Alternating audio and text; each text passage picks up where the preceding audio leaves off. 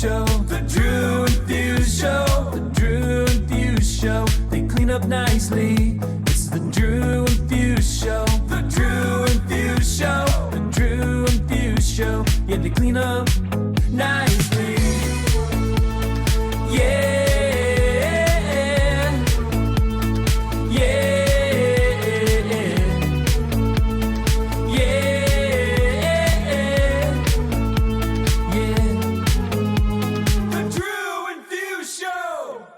Daft Punk's Around the World. Around the world and I can't find my baby. Daft Punk's, welcome. Thank you for tuning in. We have an awesome show today. Some superstar talent on the show. Yeah, I agree. But first, before we talk about that, we want to tell you that we are sponsored by Direct Music Service, and that using the code Drew and Fuse Show will get you 30% off your first month at DMS. Once again, use the code Drew and Fuse Show to get you 30% off your first month on DMS. Also, if you check for a link in the comments of the YouTube section of the video, there's going to be a link for the Photo Booth Supply Company for their salsa booth. If you're in the market for a photo booth, you can hit that link. It'll probably do nothing for you, but it supports the show. Hey, please help support the show. Also, not supporting the show, Liquid Death. Oh man, So they call those the Irish crickets on the Victory podcast, because Johnny Drama is always cracking beers in the background, so he calls them Irish crickets. I like it. So Drew had his Liquid Death cricket going there. If you're listening, so we got a great guest for you guys today. Drew and I have been so busy. We haven't. I usually write a really great intro, and I haven't for our guest today, but I'm just going to kind of freestyle it and tell you what I think of this guy. So I've known of him for a very long time, and I got to know him a little more over the shutdowns and him playing on Twitch, and I really, really, really liked his style of music and his kind of like anything goes vibes. I would say, and Drew, you would agree, he is very much a tastemaker when it comes to picking music and songs and keeping a great vibe. We also heard him live in Atlantic City last year when we were out there for the expo.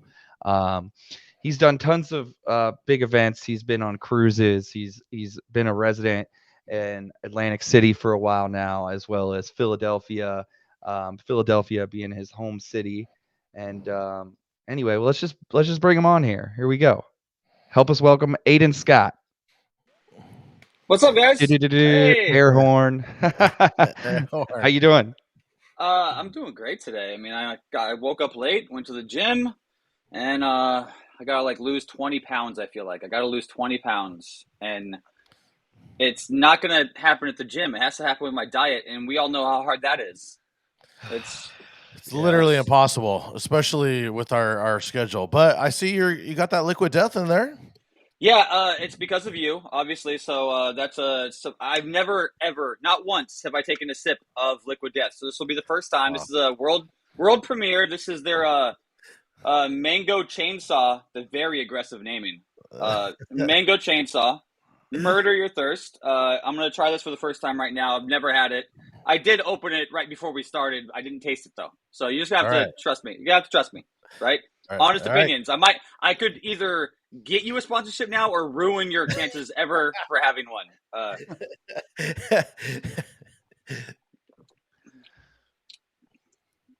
So it's good. I kind of feel like I've never had a LaCroix or whatever, however you pronounce that thing. LaCroix. Is that LaCroix? LaCroix. Yeah, I think I've never had one of those too, but I imagine that this is what LaCroix tastes like. It's like it's a hint of mango with a spark. Yeah, it's like a sparkling water. It's Yeah. very similar to LaCroix. I would say this is probably theirs is just a touch sweeter, I think, than the LaCroix, but It would be a it's That great different. mixer for your skinny vodka soda. it's If you need. true. Yeah. I mean, my go-to drink if I'm drinking is like Tito's and water with like a squeeze of lime. That's it. Or scotch. If the place has good scotch, I'll drink scotch. Scotch. Yeah. Scotch. Ron Burgundy. I Uh, love scotch. Scotch is good. Scotch, scotch, scotch. Yes. So, what are you doing these days? We know you're doing a little more in-person gigs. At least I see on social media that you're back in Yeah, Atlantic City a lot. it's luckily my agent who runs Near Dark Entertainment, which is a New Jersey based entertainment company. Like he's a booking agent that not only books big shows but also has a local roster of DJs and stuff for the a lot of the casino market. Really, excuse me. See, I'm already burping from this. It's giving me the burps. Um, uh, so I am. He books for the Caesar's Hera properties, and he books for Bally's. So, which in Atlantic City, I know this is different in Vegas, but in Atlantic City, for the longest time, Bally's was part of the umbrella of Caesar's Harrah's, so they were all the same company. But over the shutdowns, they split, and Bally's got bought out. And I'm not sure if it was their Vegas parent that bought them out and brought them back just to Bally's. But Bally's right now in Atlantic City is going through a huge overhaul. They're like getting all the old Bally's funk off of it. This new beer garden venue is going to be opening this summer, which I'm pretty pumped for. But right next door to that is Caesar's, where my main Saturday residency happens, which is called Mountain Bar, and I've been there for probably since 2011, longer than any DJ should have a residency. But it's not like a pay to get in club, and it's been a bunch of different things in this property, but it's always been a casino floor party room. So it's not like a club you pay cover to get in. It's on the casino floor, and we book like the best cover bands in the area, in the tri-state area. It's typically bands from New York, New Jersey, Pennsylvania, Delaware, Maryland, like that area. All play there. And then I do band break sets, which is great because it takes a lot of the pressure off the DJ to hold a crowd all night, especially because it's a long night. Like I'm there from 9 p.m. to 3 a.m. So it's a good bit of time, but I only DJ I do an hour and a half on the top, and then 30 minutes, and then an hour and 15 at the end. So it's broken up a lot. And all these bands give you their set lists. Is it just pretty much open format, anything goes type of deal?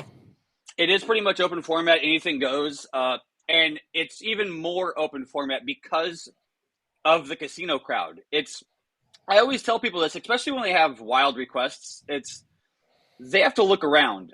Like some people come up and ask me for certain things, and I just stare them dead-eyed, and I go, look around you.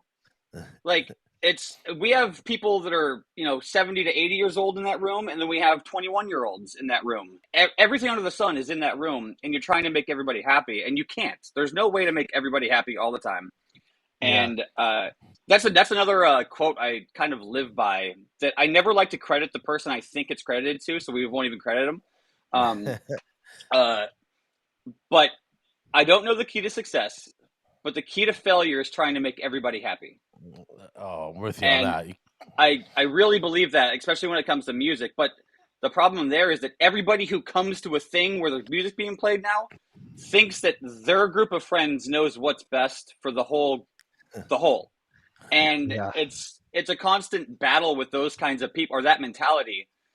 And I'm sure we all deal with that too, with whatever venues you play at. That's been working for me really well, is just to say, hey, are you in the same room as I am? And they look around, they go, yeah, I probably won't work, huh? But, they're just caught up in their moment and just going with it.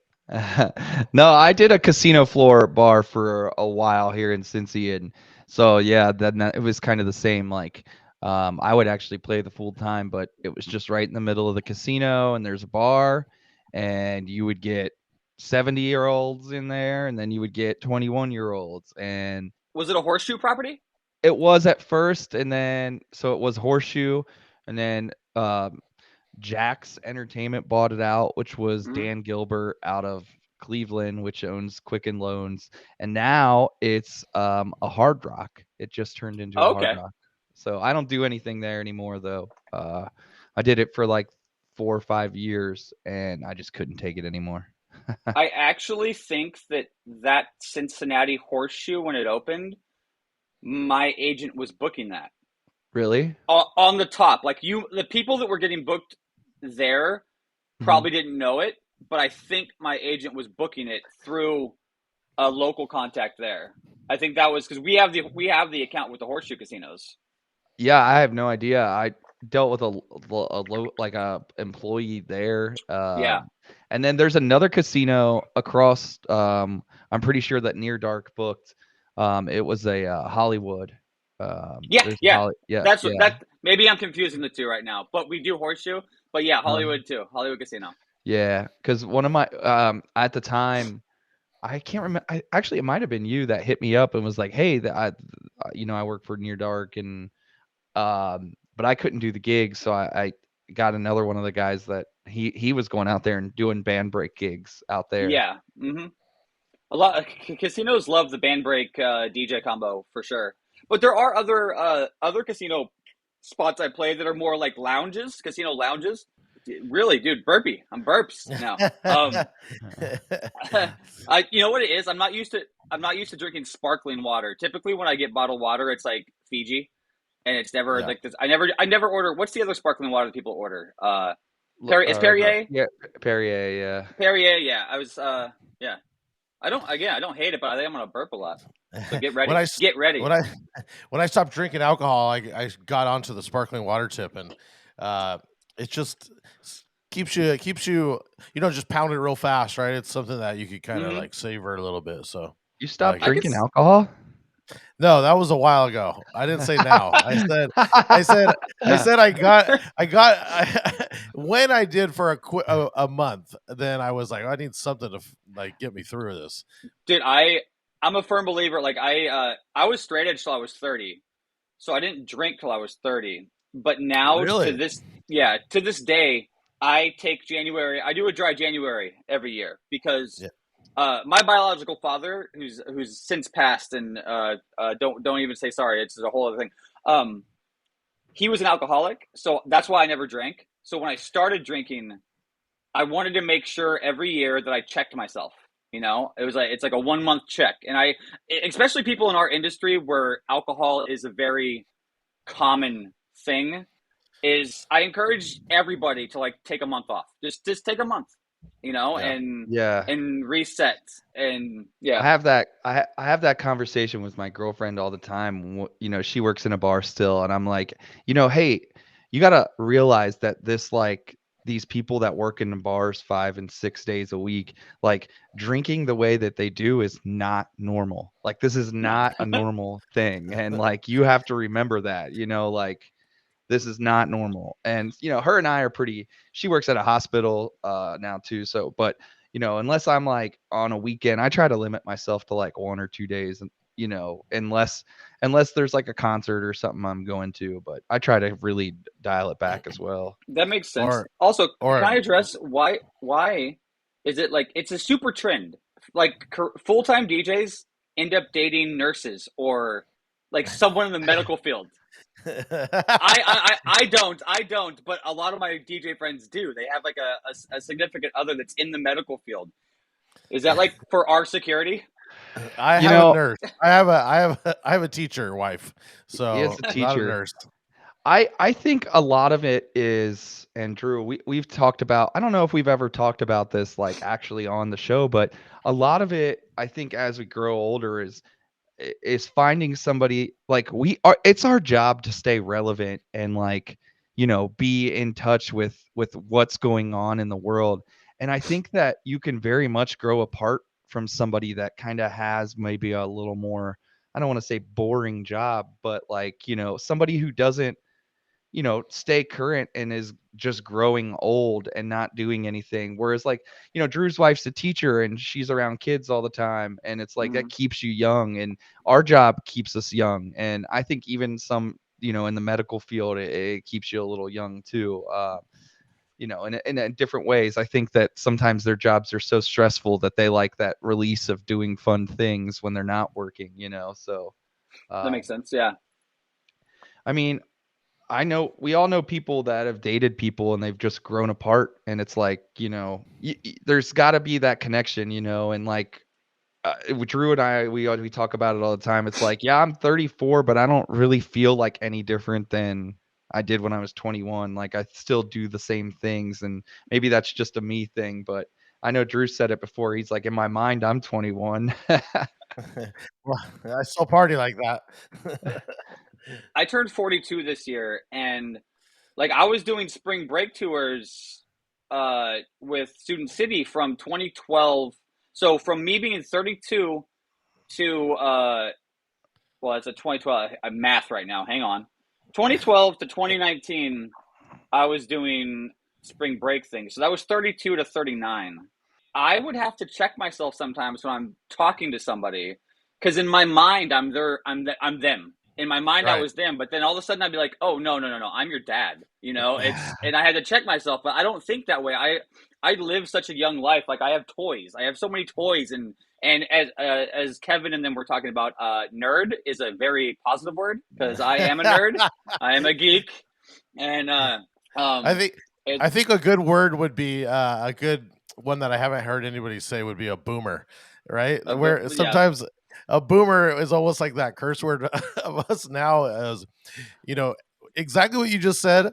I was talking with somebody really young, and I thought, oh man, I'm hip, and I don't know why I mentioned a pager or something like that, but both of their eyes like glazed over. I was like, I'm fucking old, dude. It's I feel like the slang goes first. I think the slang goes first for the most part. I think we get a little out of touch with some of the new slang, and then when we try to adapt it, it sounds corny. My daughter speaks in this thing. It's called cursive, which I guess it's like a shitty pig Latin. Let's just be honest. But they talk like this. I'm sorry, you're there. So that's just an impersonation of Kermit the Frog?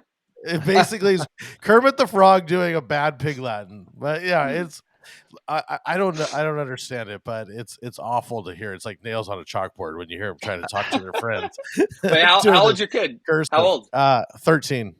Okay, so they're teenagers. Yeah. My niece just turned 13, so I'm curious to how that's going to go. Ask her if she knows cursive. It's funny because that means something completely different to my era. Because we learned how to write cursive, which I am very anti. It's the stupidest thing we ever were taught in school is how to write cursive. Nobody can read. Nobody can read somebody else's cursive, and the only thing we need to really do is sign a name, which is also just theater. It's all silly. It is wild. They're not teaching it anymore. Apparently, no, they're not. They're done teaching cursive in schools. They finally read my letters. They couldn't though. They were having a hard time.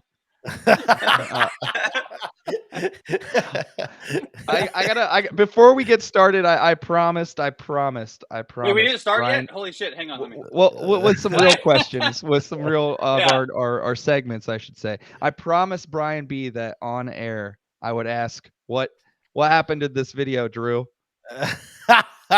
This is this weekend. All right, look at this guy yelling at me. He wasn't even yelling at me. So I think that's an actual boomer sighting. That's a boomer sighting. That's an in real life boomer sighting. That is an in life. He was missing the dad New Balances. That's the only thing he didn't have on. He comes up to me with the backhanded compliment. This, by the way, this was in Florida this past weekend. I was in Florida, and I was doing. It was like a craft cocktail wine festival. And so it's about 1,000 people, and there's all different booths, and they all go around and vote on whoever makes the best craft cocktail in the area. It's a prestigious thing because they're going to get written up and publicity and all this stuff. Mhm. So usually they have bands, and this first night they brought in a DJ, and they were gonna just try and cater to the younger crowd a little bit more. But guy walks up to me and he's like, "You're doing a great job, but I was told there was an 8-person country band." And I said, "I'm sorry, sir. I can play some country for you, but it's not what's happening." And then he proceeded to just keep going and getting mad at me. And finally, I'm just like, "Dude, what do you want? What do you want, bro? I'm not 8 people. I'm not a country band. I don't know what to tell you. It's just fucking me. It's just me. That's it. It's literally only me." So and he just walked away sad. But I did play some country for him. What'd you play? Chicken fried? I did play chicken fried. Actually, that's what I I started. knew with. it. I knew it. I knew it. Drew's favorite song is Chicken Fried, in case anybody didn't know. If I'm gonna play country, it's Zach Brown band. I just find he's almost not country. He's I don't know. I like Zach I Brown. can see that. It is one of those, like, if you are not a country DJ, there's like 10 songs that are the go-to sing-along country records for an open format room, and that's one of them. For Yeah. sure. I used New to play challenge.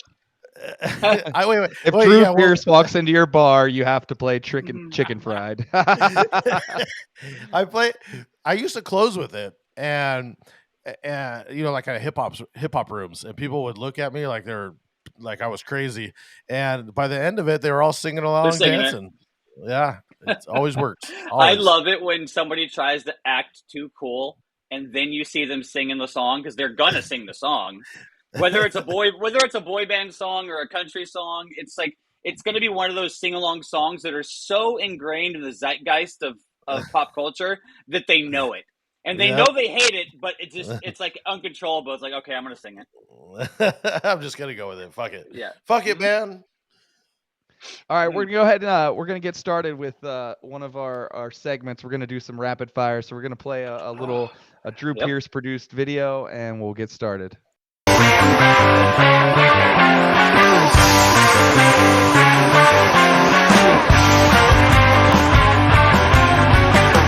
It's now time for rapid fire. Did you guys film? Was that one of you jumping over the fire, or was that stock video you found? That is stock video I found. Oh, you should. You need to refilm it. You got to refilm it. Do it for real. We actually were talking about this, where we want to, if we don't refilm it, at least put our heads on them. Yeah. Reface them.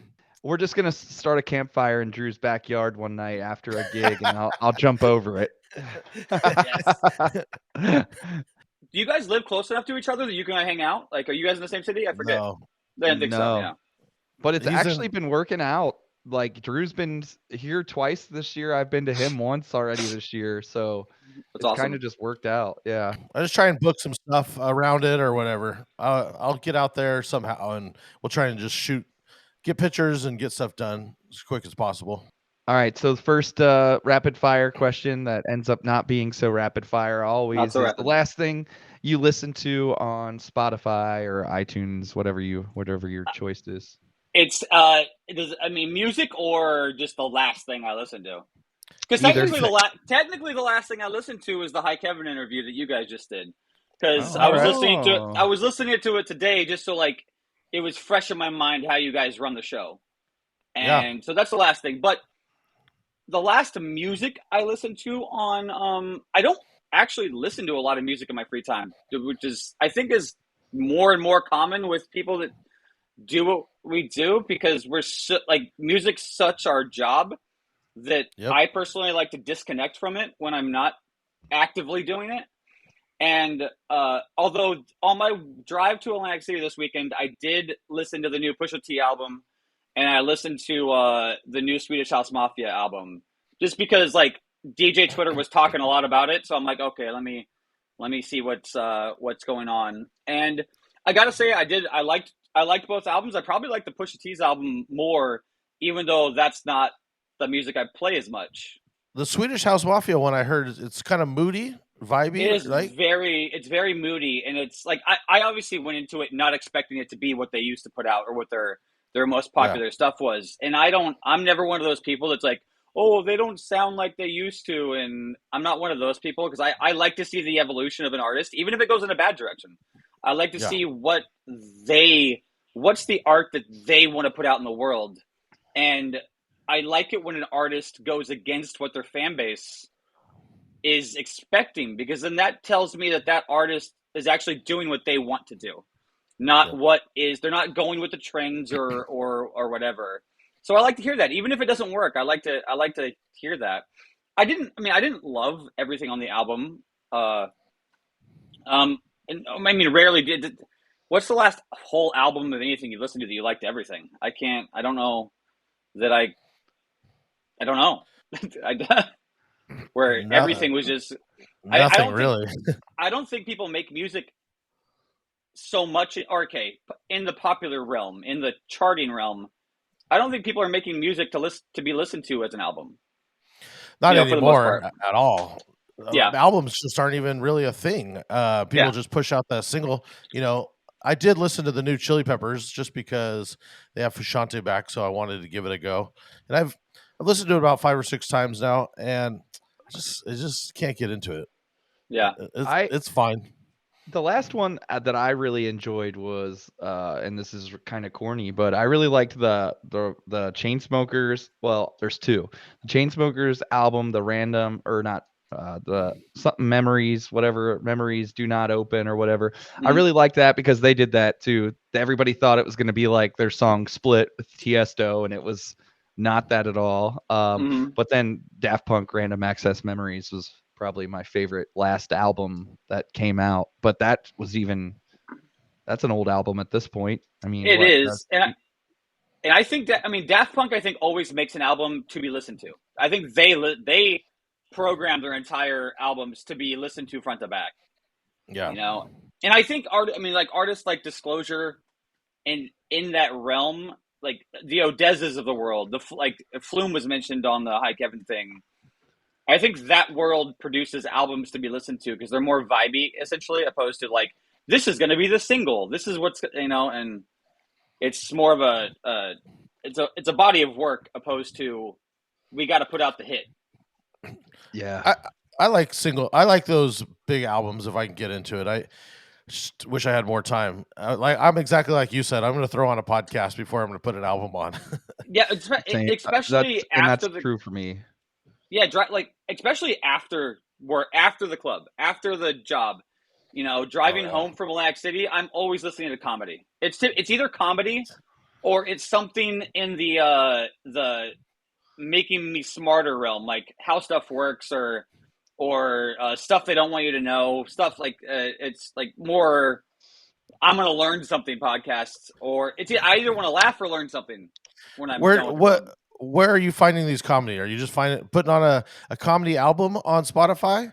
No, I like their podcasts. I mean, stuff like podcast, I know it's like not cool to say it, but I listen to Rogan. I love that his the diversity of people he interviews and how long they are. I like that. But then comedians like Ari Shaffir and Dan Soder and I could go down the list of comedians. I'm a big stand-up comedy fan. I'm big in that world of stuff. That's what I always said I wanted to do. If I wasn't still DJing, I wish I could do stand-up comedy.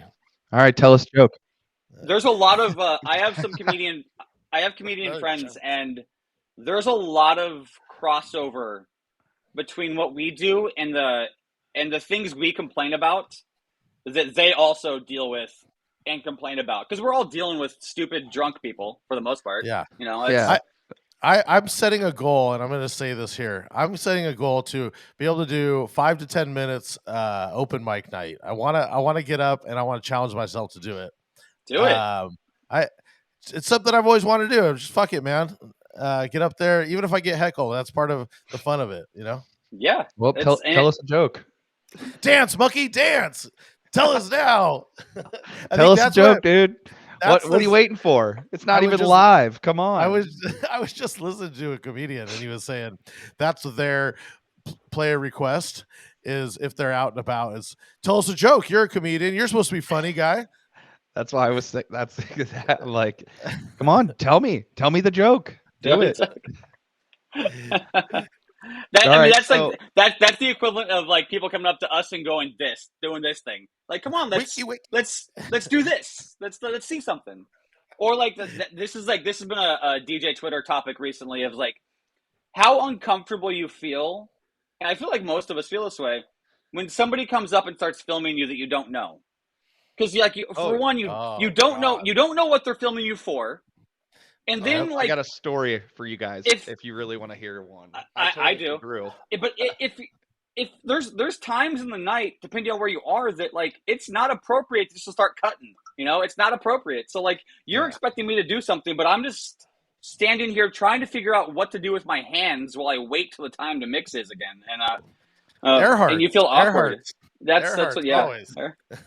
So this is the story real quick. All right. And this goes back to what you were just talking about. So I was playing a normal Friday night spot, and there was a guy dressed as a lady in there. I don't know the appropriate way to say that these days. So I'm trying to just be as it could be transparent multiple as- things. That's why. Yeah. You could be Yeah. multiple things. They could be just a cross dresser. They could be trans. It could be a million things.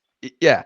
So he or they or whatever came up to me and said, "Can I get a picture with you?" And I was like, "Yeah, sure." And then this girl came out of nowhere that was with him and like took the picture, and then we're like, "Let me get a few more." And I was like, okay, because I try to be nice, but it's weird at the same time for somebody you don't know when you haven't even started playing music to come up and be like, "Let me get a picture with you." So come to find out, like this girl is like leading him around the bar, through the course of the night, and I'm like DJing, and he's on the far side of the bar now, and I don't see what's happening, and I see like a security guy like escorting him out. Well, it comes to find out, this dude pulled out like a giant dildo out of his bag, stuck it to the bar, and was sucking on it at the bar.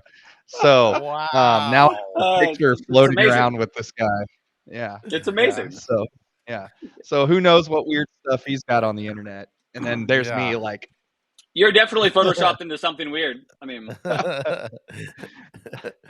so you never know. And that goes back to just when you think you've seen it all at the bar, something new comes and surprises you. and hang on. Speaking of large dildos, segue.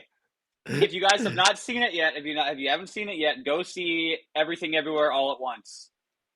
Like mind blown. It's a new movie out. It's a Chinese film, but it's the two main. I forget the main actress's name, but I want to say it's Lucy Liu, but I don't know if it's Lucy Liu. But then Michelle her husband, Young? her husband in the movie is the guy that was Data in Goonies. Remember him? Wow, yeah. But all grown up. And then the dad is the actor that's in every Chinese casted movie ever, who was to me, he's best known as Lo Pan from Big Trouble in Little China. Yes. But he's been in everything.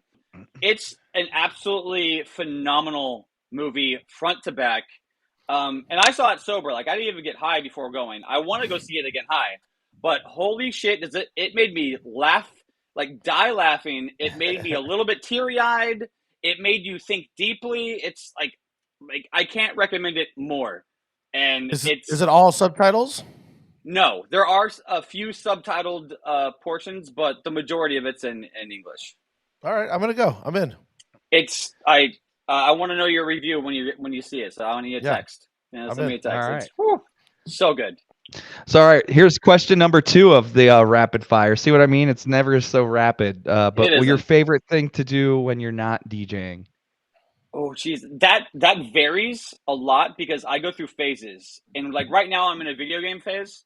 So I've been playing a lot of. I'm a big open world game type guy. So right now I'm playing.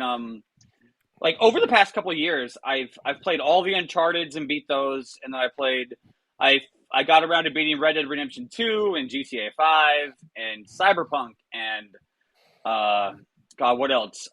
Assassin's Creed Odyssey, and now I'm playing Assassin's Creed Valhalla, which is also at the same time gotten me into Viking mythology. So I've been watching like Viking documentaries and shit like that. But I go through phases where like some and the weather plays a big part in that too. Because my girlfriend and her family are big time campers and hiking. Like her sister and her brother-in-law right now are in Nepal doing the whole Everest thing. They're not climbing Everest, but they did the hike to base camp. I think they come back in the next couple of days, but that's what they're doing. So during the warmer months, we do like to go camping and go on hikes and stuff. But other than that, I love my video games. Do you backpack all your stuff in and out? Well, the camping that this family does is typically like campsites because her parents own an RV, so they pull the RV in. I'm absolutely not opposed to camping in or hiking in somewhere. I'm cool with that. For my 40th birthday, which was the September of 2020, so everything was shut down. We planned a 1 week trip to Tennessee, and we got a Airbnb in the Smoky Mountains, which is gorgeous. Oh, wow. And we did a bunch of hiking in the Smoky Mountain National Parks, which was awesome. But I've never done the whole camp or hike with your tent and everything on your back and then make a base camp. I've never done that. I'm down for it though. I was a Boy Scout. I was back in my days. I used to do the Boy Scouts, and we did. We would do that, and I think that's probably why I hate camping to this day. But you learned how to tie some knots. I did. Yeah. I was a little bit of a Boy Scout too, but I didn't make it all the way through. And I still like camping. I just don't get to do it that much. But all right, so you're in Philly, and we've had another Philly guy on before. We've had Excel on. So we got to ask. He's technically out in LA now. He's in LA. Yeah. But what's your cheesesteak? Which one's your one? My go-to. And again, like this is one of those questions that there's no right answer to because everyone has an answer. I like this place called Phillips. It's a little bit away from the touristy spots. So you actually have to like go there. You know, it's a thing you have to go to. You're not going to walk by this place. The reason I like them so much is they have this hot sauce, and I'm a spice guy. Their hot sauce is just to die for. I love it's hot, but it's also I don't like hot just for hot. I need flavor, and the hot sauce there makes it for me. But locally, I will go to like Jim's on South Street. Which if people are in town that want to do a cheesesteak, but they don't want to go to like Pat's or Gino's, which are like the touristy spots, we'll go to South Street, go to Jim's because you still get to do some touristy shit because it's South Street. Just recently, Audio One and 360. We're in town. Yeah, we're in town, and DJ Fly, who lives just an hour and a half northwest of Philly, up in the Lehigh Valley. They came down to Philly for a day, and I joined them. They did the art museum, and then we went to Jim's on South Street, and then walked South Street for a little bit. But yeah, Phillips is my spot. And if you had to pick of the Geno's and the Pat, which one would you say? Pat's. Although I have a theory about this. I feel like whichever one you had first will be the one you like the most. You know, that's if you don't want to politics aside, because there's other reasons why I don't like the ownership of Geno's. Just because of the owner is like racist out, like the old owner. I think he's dead now, but so who knows who owns it now. Pat's is always if I'm in that neighborhood and I have to choose, it's always Pat's. I'll go to Pat's. That's where we stopped when we were coming through after Atlantic City. He mentioned this in your intro. I just wanted to say, I know we're getting a little sidetracked here, but we loved your set at Atlantic City.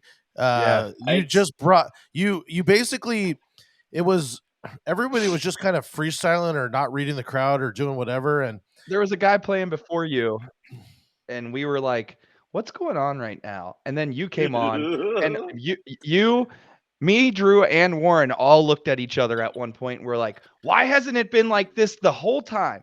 Well, actually, we didn't even realize it was you starting. We just were like, oh, now it's going. And we all looked over and we're like, that's why. It's fucking Aiden's on. That's why. Yeah. It's so weird that you say that because I felt so weird about that set. I almost felt like I forced some cooler shit on the crowd. No, but at the same time, dude, in it's a good. room like that, I didn't want to play all the safe shit. I didn't want to do. We just talked about that because we just did a DJ show set, and you don't play DJ or you don't play party records. I mean, let's say the generic party records Yeah.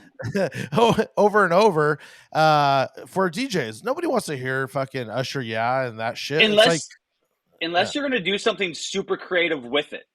Yeah, Like if you're going to do something different with it, then fine. But like, I'm not going to play Into Club for a room full of DJs. That's what was going on before you, and then you came on, Yeah. and we were just like, "This is a fucking vibe," and it just the energy just came up, and I didn't know one record you played. I couldn't tell you what the fuck you were playing. Honestly, that's not talking shit. It was just like I want to know the the track listing of it because I loved it all. Just I didn't. It wasn't so familiar that I was like, "Oh, this is what he was playing." It was just good.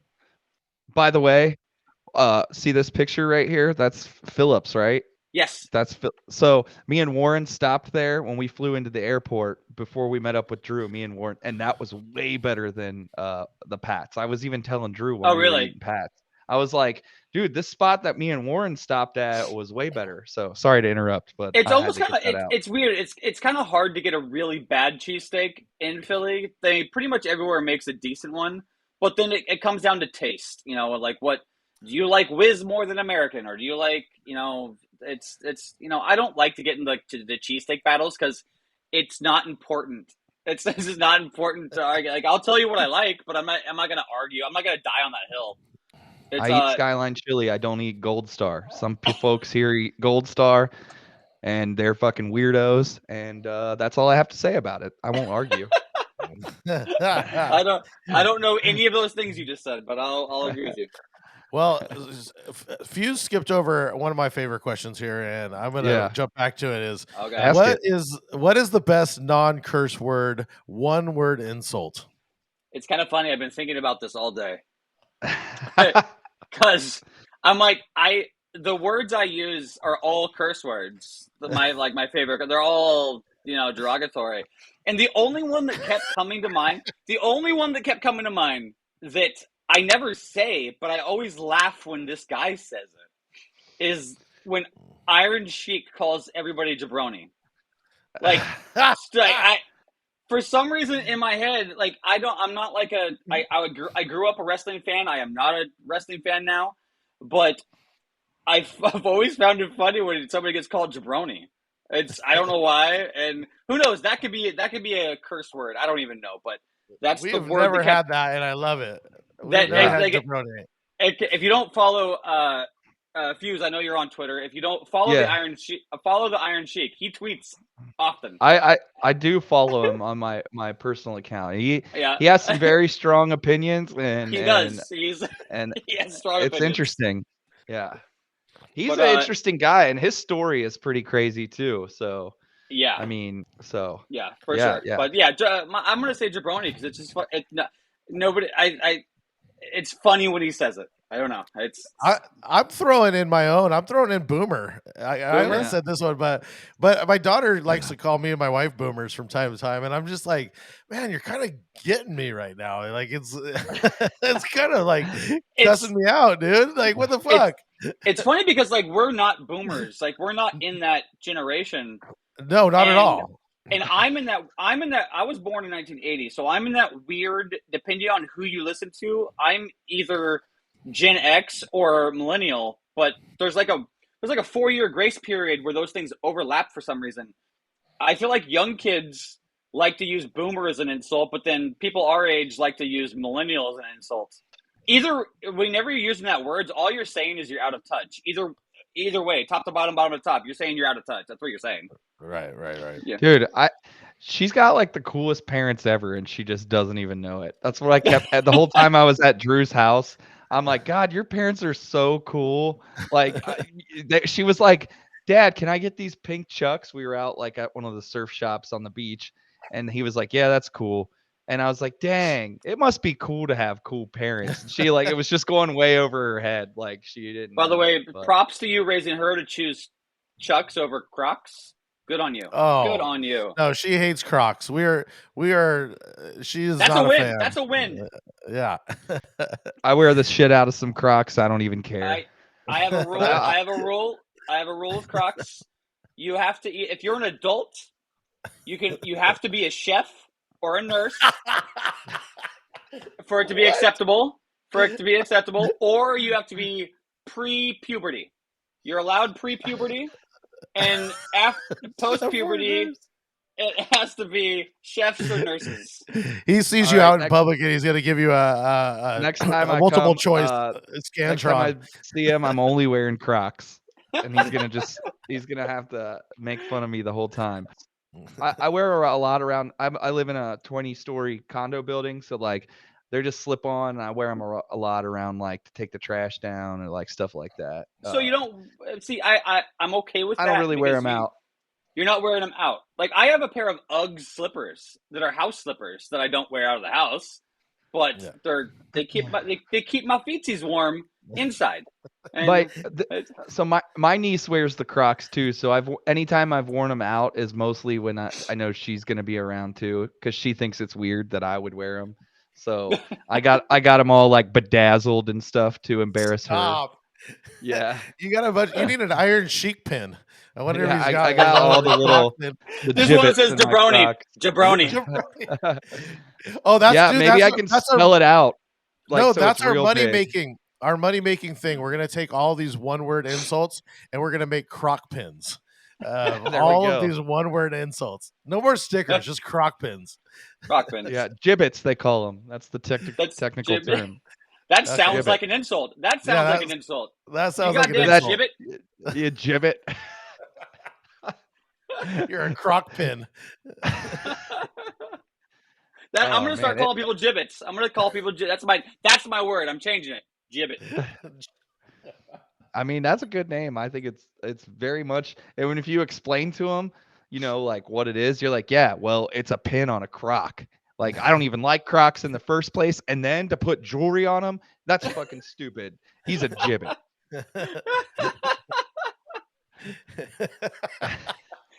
Put that in the zeitgeist. That is officially a word now. Yeah. Yeah, Oh, Urban God, Dictionary, it right there. Yes. The second definition for gibbet is Is Is Urban Dictionary like Wikipedia? Can I go on and like add my own thing? Can you add I'm your own pretty shit? sure. Yeah, I'm pretty Okay. sure. Yeah, because if you search David like on your name on Urban Dictionary, like 10 bazillion definitions will come up. But all right, so this is one I wanted to ask you. Okay. What's a popular song that you should be playing, but like it makes you cringe and you refuse to play? For me, it 100% has to be something like The Wobble. Like Okay. it's one of those records I know is gonna work almost every time, but I would rather play like EU's The Butt. I would rather play that record in place of The Wobble. And I hate doing it. I hate it. It sucks my soul out every time I play it. And yeah, it would So any popular line dance like that hurts me. It hurts me. doing the butt all night long. Which is funny because like to me that's such a better record, like in that DC go-go shit, and it's probably equally as cringe, really. It is The Wobble. It's the 80s cringe for sure. Mm-hmm. Different generations cringe. Yeah. That's what I've had to start asking at weddings now. People will say, "Don't play anything cheesy." I say, "Well, what's cheesy to you?" Because they might have the YMCA is cool, and I say that's not cool, and they might be okay with this or hate this. So gotta ask that. Gotta deep dive into those. Well, I always hate when customers have opinions towards us like that are very self-specific. Like, play something better. Okay, well, what's better to you? What's better? I got a group of I'm guessing they were probably in their young 20s at this casino lounge I was doing last weekend. From across the room with the goddamn phone and the scrolling shits they were trying to get my attention, which I would not give it to them.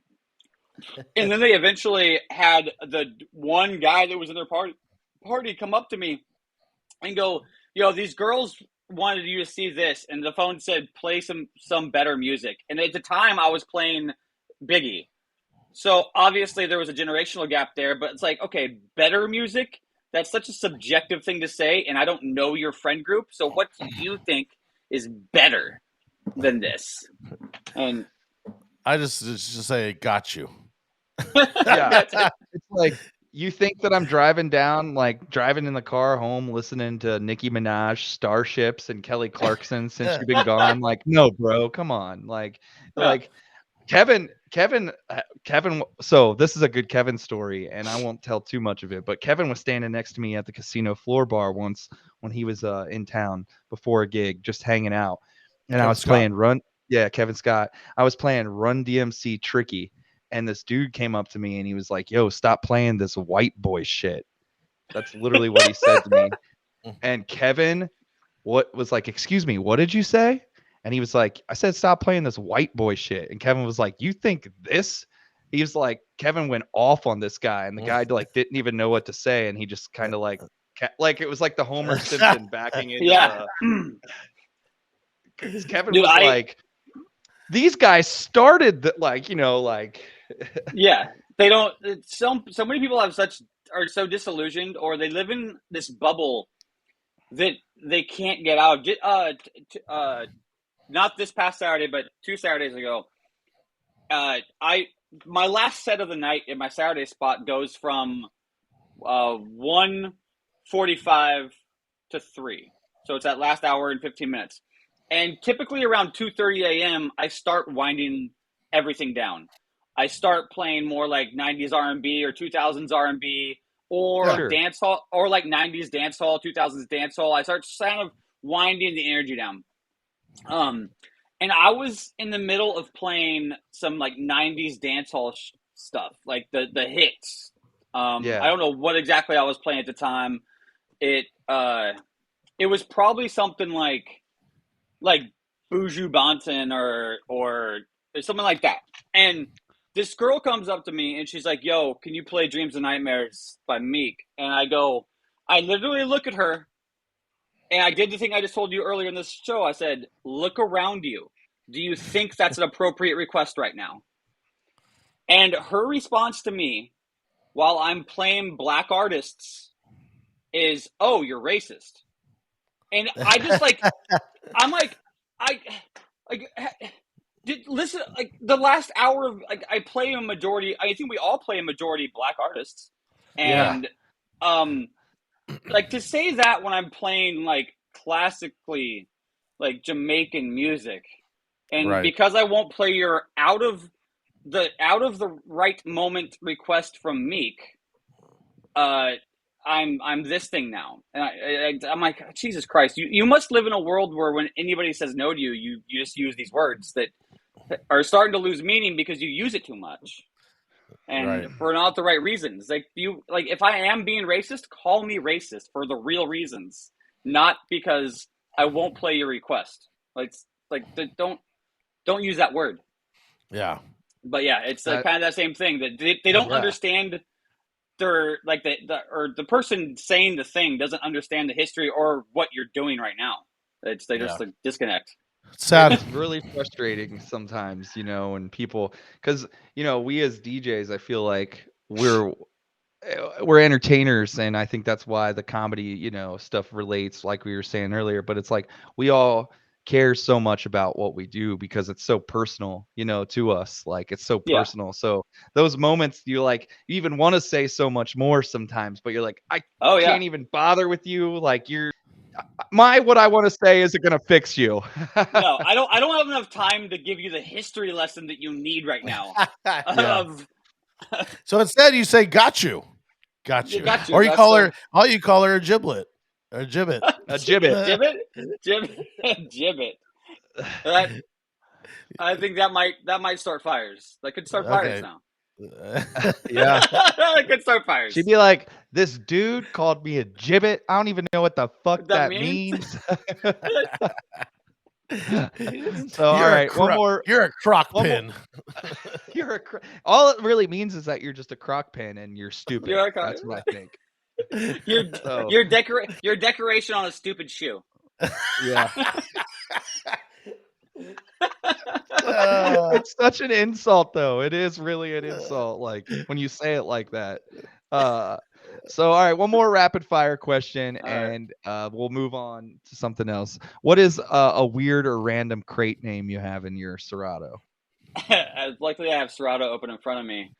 I got too many crates for one. I know you were talking about, hi Kevin, about crate management, and right now I'm in a process of deleting a lot of stuff because I am a hoarder when it comes to music. We were talking about that today. You were texting back and forth. Yeah, and you said you have 40,000 songs in Serato. It's too many. That's crazy. It's also videos and audio. Which why don't you just keep just the video? I am going through and doing that. So as they come up right now, if I have a video edit that's also an MP3, I get rid of the MP3s. I mean, I got Ratchet Anthems, which I don't think that's a weird chick jams, micro wasted. Ratchet. What is it? Ratchet. Ratchet Anthems. Ratchet Anthems. That's a great name for a crate. So Ratchet Anthems will have all of your Megan Thee Stallions and your Cardi B's and your and things in the twerk that's another thing I hate. When somebody is asked for something they can twerk to and you play actual twerk music, like the shit that Diplo started, they're like, this isn't twerk music. I'm like, no, this is twerk music. It's not. But yeah, I do. I have a folder that's in my kind of my funked umbrella tree called More Horns, MOAR horns, and it's all of my so it's stuff that has brass band in it. So it's either brass band covers or some Earth, Wind, and Fire in there that's heavy on the horns. Anything with awesome horn medleys in it. I have a horns genre category that I throw a lot of stuff in. Do you use smart crates or I do. What are you doing? You do. So I've probably over the past 5 years or so, I started retagging all of my genres in Serato with hashtag genres. I use hashtags, which makes the smart crate thing a little bit more manageable. Yes. Which because I haven't done all 40,000 things that are in my Serato. He's crying. So with I want to transition here because you got 40,000 songs. Did you look at, and then it's probably going to be a little skewed because you do have video and audio, and mine's skewed because of this, tracks that I have songs that I have the clean version or the dirty version, and if I would have added them together, would probably have been higher on the charts. But with those 40,000 songs, what can we hit them with the Serato top 5 Fuse? Yeah, here we go. Let's do it.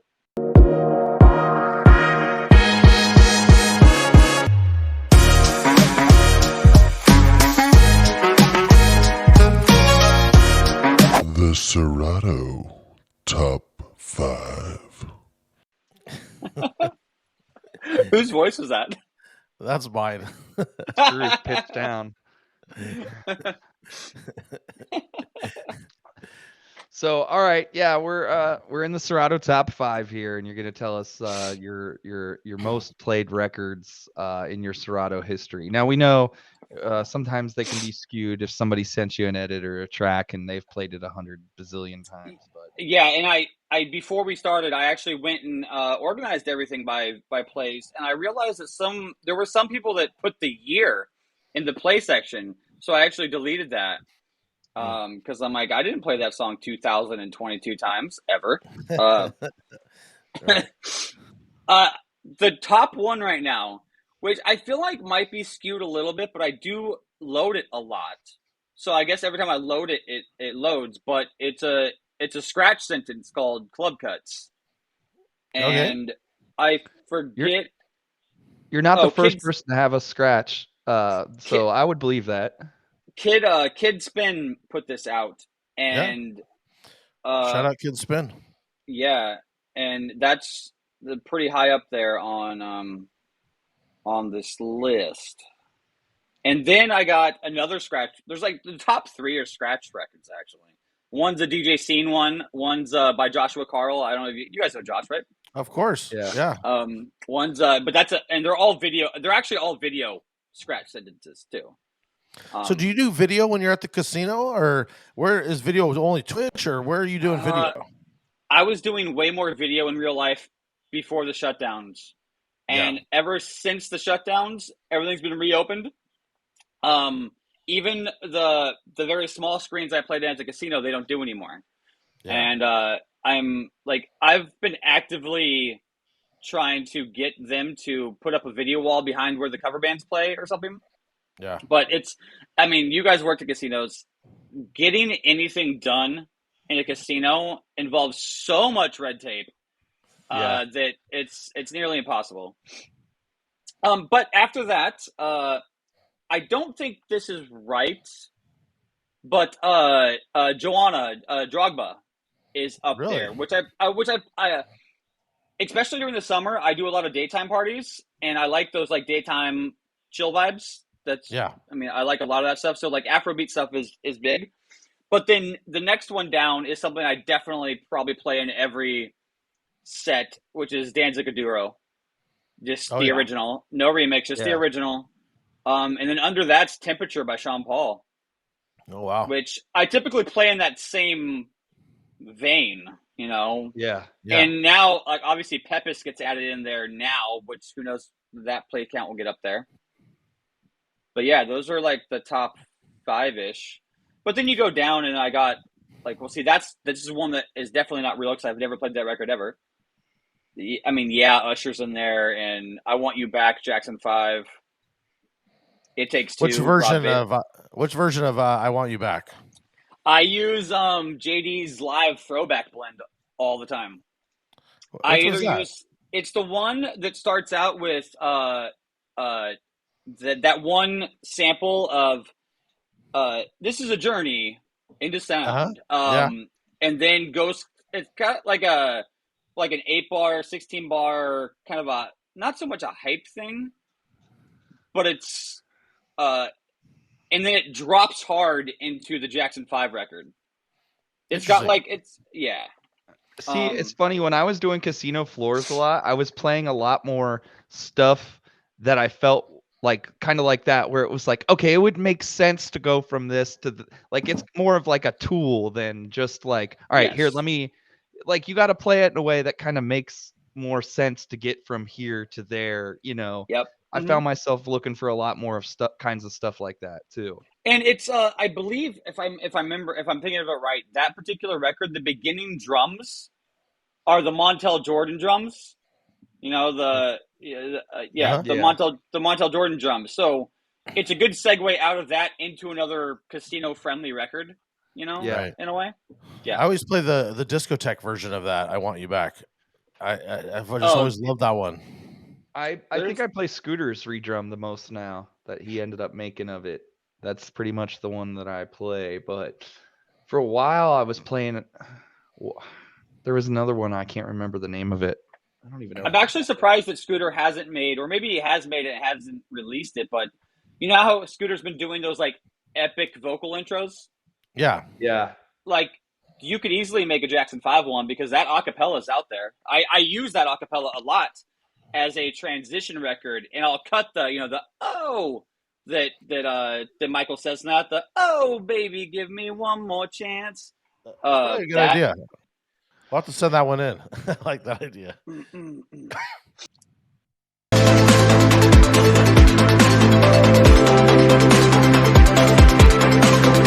Hey yo, I need some new technology.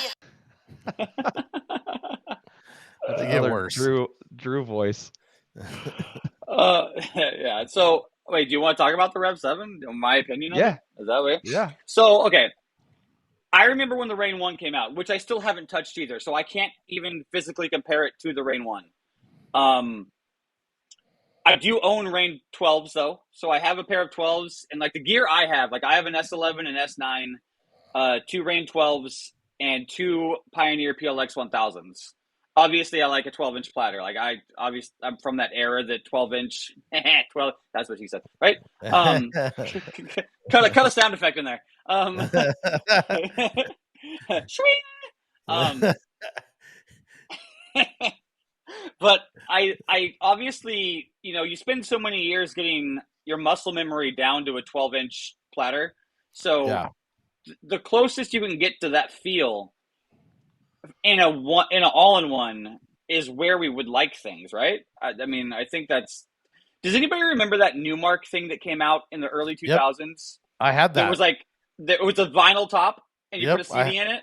I had that thing. Right? It was the what was it called? CDJ1. No, it wasn't CDJ, but it was CD something. I definitely had it. But yeah. I loved that And thing. Loved it. It was great. I hated it, and this is why. Oh, it was great. I am a person that when I adjust my mixes, I push and pull the record. Yeah. Typically, and that particular CD thing, you just touch it a little bit, and it was like a warped record. It was like, you touch it a little bit, and it spins out of control. Maybe I don't remember it enough, but I remember doing that. I remember it being pretty solid. I never got to touch the Techniques ones. Remember Techniques put out that 10-inch thing? I never got to touch those, so I don't know how those feel. But anyway, back to the Rev 7. We just got a Rev 7 at one of the casino lounges that we do, and it was my first time there. I'd never touched it, and it hadn't been altered at all. And the first thing I did, because the platters were a little bit too loose for me, I popped the top off and I pulled. It comes stock with those 2 plastic slip mats. Yep. And I took one of them out, hoping it would make a little bit better. And it made it better, but not better like a good slip mat. So I would say that if I was to own a Rev 7, I would either cut my own slip mats out to get the friction to where I want it, or I think there's some third parties that are making them now too. I've heard this. But on all the that's reviews. one thing. I love that they made, and this is what I've always had a problem with all-in-one controllers, is that they've catered them to mobile DJs that are used to having the performance buttons, the pads down below the platters, opposed to in the middle where most club or battle DJs are used to having those in front of you, Yes. And so that's always a pain in the ass for me. That's just muscle memory, like obviously we can all play on this gear, but you're not going to get our best performance on something that doesn't fit with our muscle memory. So I liked that they put the pads in the middle. And you don't have to reach so far. Like the pads on those other controllers, I feel like I'm reaching past the pads to just get to the deck. Yeah. I don't know. I like it so much better. Exactly. And the placement of the pitch shift, I liked that they put it on top opposed to what Rain 1 did and put it on the side. I liked that they put it on top because most of us, if you play on turntables battle style, it's on the top. However, I'm like, why did you put it on the top left and not the top right? If you're selling this product to people who use battle style turntables, because we're used to reaching to the top right, and that seemed like a really weird oversight to me that could have been flipped on the circuit board. What else did I think about it? What you were gonna say? You were gonna say something about that? No, I was actually just looking. I have it right behind me. I was looking. I see it. I haven't played on it enough. We used it at the club the day we got it. We brought it out, but I've actually just been out of town. I haven't had a chance to use it. In the box, might I mention? I was very impressed with how small it is and how light it was. Like I would like to see, and there's rumors that they're going to put out a Rev 10, and I might hold off until that comes out because I could see that being a little bit bigger and heavier with a 10-inch platter. So then you're more like, okay, I look at everything because I know you guys are having this conversation where if you're DJing major clubs, you should be able to play on either a S9, S11 mixer or a Pioneer 900 series mixer. You should know those things. Mm-hmm. And you should be able to play on turntables and or CDJs. Yes. Because those are those are the gear setups you're going to find in most clubs that have gear. And if you are a controller-based DJ at home, you should learn that. But at the same time, like the Rev 7, unless you're used to smaller platters, that's going to be a little bit of a learning curve. So like a Rev 10 to me makes more sense because you might walk into see CDJs and okay, now your muscle memory is going to be a little bit more pinpointed because you're used to a 10-inch platter opposed to a 7-inch platter. In those all the casinos that you're playing, do they have gear built in, or are you bringing in your own gear? There's only one spot I play that's a new venue we took over that doesn't have gear. And when I go there, I typically bring my S11 and my my 12s, so the Rain 12s. My Pioneer PLXs stay in the studio setup that's behind me, which you can't see because there's a light right here and stuff. And then my Rain 12s stay in the flight cases. So if I ever have to take them out, I take those out. And I got that the jetpack. I forget what they call it now, but the jetpack bag it's like the roller case. Oh yeah, I picked. That's the one thing I bought at the expo this last year. And big shout out to the jetpack guys too. They're always like super like Will and like those. They're awesome. I just hung out with Will the other night. Love him. Yeah. And I love this bag. So like that's like my main bag now. I have a little small backpack, which I do wish was a little bit bigger, but I get why it came with that set because it's supposed to kind of like, kangaroo. That's the slim, right? Yeah, It's the slim. Yeah. I'm like, I was curious if you're going to ask me like, what's in my bag type thing. And we're going to do bag next. We're doing bag next. I know you had a time limit, so I don't know if we're going past your time. Yeah, I gotta go. I'm doing an early gig tonight, so. Oh, nice. Yeah. Wait, what time zone are you I'm in? doing the emo night. Same as you. I just gotta go. I gotta upload this, and then it's the first night we're doing, so like I have to just be there early and like make sure everything's good to go. Dude, that whole emo night, late 90s, early 2000s pop punk thing is so big right now. I know. It sucks because I feel like I'm late to throwing the party, but I was like, feel like one of the first to like make a mix and like all these edits that I put out on DMS. Yeah. But of all that stuff, like, dude, there's a party that some Philly guys throw. Well, I've also opened for Emo Night Brooklyn, which is kind of like the big touring act that does the emo nights. And this is one of the best creative party names I've ever heard. And it's like a trap / pop punk emo night, and it's called Sad and Bougie. And it's a fairly popular emo pop punk / trap music party here in Philadelphia. I think they started franchising it a little bit, but I'm not quite sure. So our Saber, who just recently came on to DMS, he was doing a lot of stuff for Headliner just recently. Anyways, he does a party just like that, and he was telling us he makes a ton of those exclusive, like basically Sad and Bougie bootlegs, which is the greatest name ever. It's such a good name for that party. It really is. It's perfect. I was just gonna look something up, and I forget what I was. Oh, I know what I was looking up. Fuse was doing a party called, or he just did one. Yeah, I did it. Just the emo night, and I kind of just did the art for all of it, and I was trying to make it not seem like it was me because I just didn't want 1,000 people hitting me up to like play it. You know what I mean? So I was trying to play it off that it wasn't me, but I made like this little emo face, so that's like the emo face. It's kind of hard to see, but like I did it all like.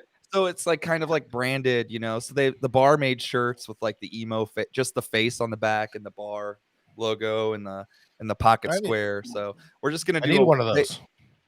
They just got a limited run for the first one for like the staff that was working and the DJs, and they committed though to doing it once a month for a year, which is cool. So we're gonna see how it goes. Yeah. You know what you need for the next one, dude, is custom journals. So that people can just write how sad they are, how sad and bougie they are. Put it in the bathroom, little bathroom journal. Today, diary. I came to the bar and I drank a Miller High Life and had a shot of Bullet bourbon. It was the saddest day of my life until What do you George walked in. What do you guys think the next generation of that is going to be? Because, like, obviously, pop punk, ska, emo in the late 90s to mid 2000s was huge. And that's why it's big again, because all of the people that were, I mean, essentially our age, a little bit younger, that were in high school when that started, or maybe a little bit past high school, a little bit before high school, a lot of our generation is reminiscent of it.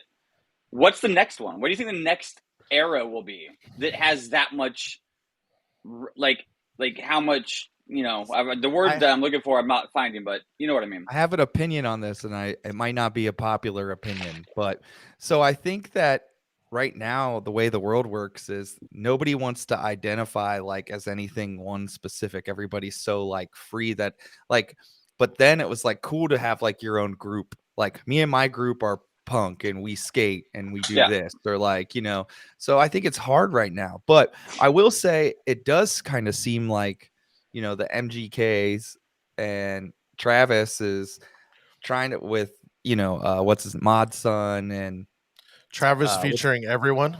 Yeah, Travis, but they're like kind of bringing it back a little. I don't know if it'll catch on to the what it wants. There is a lot of that double timed pop rock. I don't know what you want to call it right now, but that pop rock that's coming out now, like the ABCDEFU. I mean, stuff in that vein. That 80 to 90 BPM double timed, or 75 to 90 BPM double timed rock music that's back. Oh, there was a song, I was gonna bring it up yesterday, but we never. This is kind of the perfect time to get to it. It was somebody DM'd me a request before my Saturday night residency. Have you guys heard this song? Because if you haven't, you need to go find it and play it. I couldn't play it at my Saturday spot because it's too dirty. Shit, where's the screenshot now? Oh, here it is. It's a song called "Sex with Me," and it's by a group called the Tramp Stamps. And that's an amazing band name. I listened to it and I'm like, okay, this is far too vulgar for me to play at a top 40 open format, all ages type spot. But I could see how fraternities and sororities go off to it. And I'm really surprised it hasn't gotten more mainstream popularity, probably because it's vulgar. But write that song down, "Sex with Me" by the Tramp Stamps. And so somebody make an edit for it for DMS, please, because it's not on there. I don't know if you can. So I talked about this on a recent podcast, but I did a wedding. And are you familiar with that song by Soft Cell, who did "Tainted Love"? They have a song called "Sex Dwarf." Oh my god, I don't know that song. No. It's new wave. It's not, it's not punk, but it's like this new wave synthy. It's great. Anyways, it was really popular here early 90s, late 80s on one of the radio stations, but dude, the groom had to hear it, and I was just laughing. It was like something you were saying. It was like, I don't know why I'm playing this. It's so awkward, but it's amazing. Check it out. That's another one to add to it.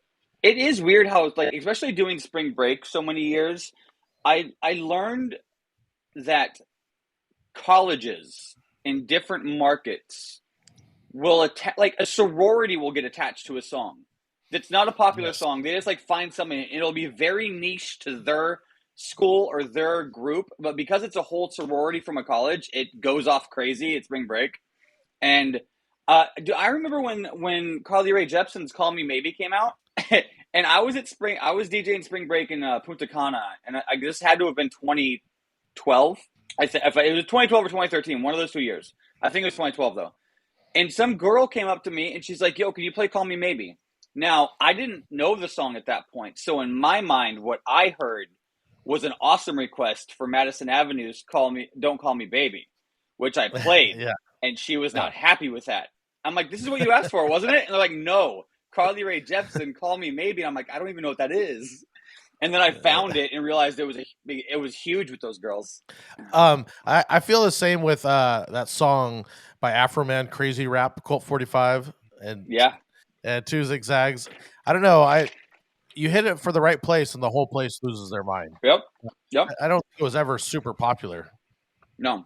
So we're talking about punk and ska, and kind of the way I stumbled across your Twitch channel in the peak of pandemic was you had this fucking ska emote. Come on. Look, get it clear. Come on. The exposure's not gonna with the camera is not gonna get it. It's this it's this meme I shared recently. It's called Too Much Too Old, and it's like these are how old all your favorite ska bands are. Yeah, I saw that. So good. And that's what made me I was like, who is this guy? Because I wasn't familiar with you before that, and I subscribed because I had to have that, and kind of slowly became friends over that because I would always tune in your channel, and I like all the other stuff you did. But were you big into that scene, or what was what kind of made you bring that back? So when I growing up in high school, for most of my childhood, I played a lot of sports and I played a lot of video games, and then I bowled. Like my family were bowlers. So I was either playing baseball, football at the bowling alley, either bowling or playing video games, or at home playing Nintendo. Like that's what my childhood was. And then when I got to high school, I started skating. And I say skating, and you're going to think skateboarding, which I did skateboard a little bit, but I was a rollerblader. And I was part of that first wave of people before they even made gear for it, jumping on handrails and shit with rollerblades. And taking out the middle wheel. With both of them. Well, we got once they made the smaller middle wheels, like the grind wheels, that you could put in the middle. But yes, I never actually took the middle wheels out. I actually put the smaller middle wheels in. So I'll go into high school. I want to say it was probably my freshman year. So I'm guessing 93, 92, 93, 94-ish, probably 93. Going into high school, and I started rollerblading. So I had this group of friends that were all in the skater community, but this is back also when skateboarders and rollerbladers like had this weird West Side Story feud. Like you weren't supposed to like both, and I'm like, yeah. We said West Story feud, and it was we're gonna get out there with our kids and like have like a dance off with our flannels. Yeah, we and I'm like, I was like in the middle there. I'm like, yo, both of us are doing crazy hard stuff that we can hurt ourselves with. Why are we hating on each other? And but anyway, so I started listening to, at that point, I feel like the first band I started listening to then was the Offspring. And Offspring back then was like my favorite band. And they continue to be my favorite punk band for a long time. I never really stopped liking them, even when they went more commercially. But still, their old stuff from the 90s is hands down the best. But that scene started getting me into ska and things of that nature because I started buying skate videos, and skate videos at that time were laced with either like boom bap hip hop, like a lot of New York stuff. That's how I fell in love with Tribe Called Quest, was skate videos. And but they peppered in stuff like back then. I mean, I wouldn't consider this punk or ska, obviously, but like 311. That's the first time I heard 311. Like the song All Mixed Up was on this skate series called Video Groove. That was a magazine. It was a skate magazine that turned into a skate video. And that I just got heavy into the punk scene, and still a little bit of hip hop. And then when I moved to Pennsylvania in '97, my first friend I made in high school was like real punk rock. Like he wore the bondage pants and was like all into it, pins everywhere, spikes. But he was like way more into ska. And the first concert I ever went to was in '97. I want to say '97 or maybe early '98. And it ended up being Less Than Jake. Less Than Jake was the headliner. Less Than Jake, a band called Animal Chin, a band called Limp, and MU330. All of these bands were kind of in that ska core, ska punk realm. And after that day, Less Than Jake became my favorite group. I mean, pretty much all of the ska punk vinyl I have is all Less Than Jake albums that I have on vinyl. But Yeah. yeah, I got into that scene and I just loved that the unity of the ska scene. It was almost like the Plur movement for the rave scene, but for that type of music, because everybody was super friendly and nice and welcoming, and it was just it was a cool scene, and I gravitated towards it. I Um, love going to their shows. They're Yeah. one of my favorite live shows to see is Less Than Jake. I try to Dude, see them every time they come to town. I fully geeked out 2 years. Was it 2 years ago now, or maybe it was last year? My agent here in Atlantic City partners with the guy who throws big conventions in the tri-state area, and he does the AC Beer Fest, and we always book awesome bands. And this particular year, Less Than Jake was playing. So because I'm friends with the guys who run the whole festival, I got press passes and I got to photograph them, and I geeked out like 14-year-old me would have been like exploding because Less Than Jake followed my photography Instagram. I was like, holy shit, they're following me now. Yeah. But yeah, they were one of the few bands that their live albums or their live sets sounded like their studio albums, like to the T. They were no different. I had the same thing on the West Coast, but it was Real Big Fish and Aquabats, and we still had a lot of that. Aquabats. I remember seeing fucking Travis. Sorry, I remember seeing Travis Barker. We were going into Warped Tour, and Travis was not famous yet because he was in the Aquabats. And nobody knew who he was, and it was pre Blink 182, so he was still the drummer for Aquabats, and a lot of people don't remember that he was the drummer for Aquabats originally. And he was just chilling out there at the entrance to Warped Tour, nobody bothering him because he wasn't famous. But yeah. Half the amount of tattoos. Half the amount of tattoos, yep. But yeah, I would go see them, and I mean, I'm in Southern California, so a lot of those bands kind of came from that. I didn't get to see Less Than Jake as much.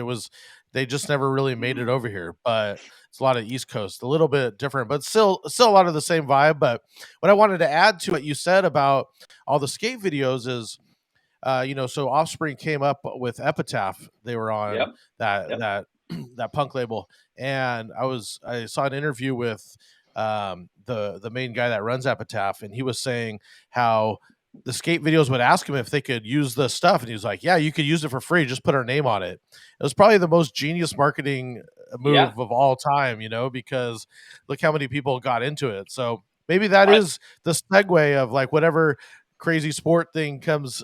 I mean, I guess that's kind of the same thing as video games now, right? Yeah, I mean, well, look what Tony Hawk Pro Skater did for all of those bands. I mean, that those games still to this day are considered some of the best soundtracks ever in a video game. But maybe that's how you're asking, like, what's the new music for that, right? Maybe it is video games and just like the electronic shit that people are coming up with. And, so maybe if you're making music, I know Sprite kind of talked about that. He's making albums for just video games now, and that's kind of blowing up in that circuit. In like the vaporware sense, like where it's like kind of unlicensed music or licensing music for video games. He does both. I think he's making full albums for it both. Too. Yeah.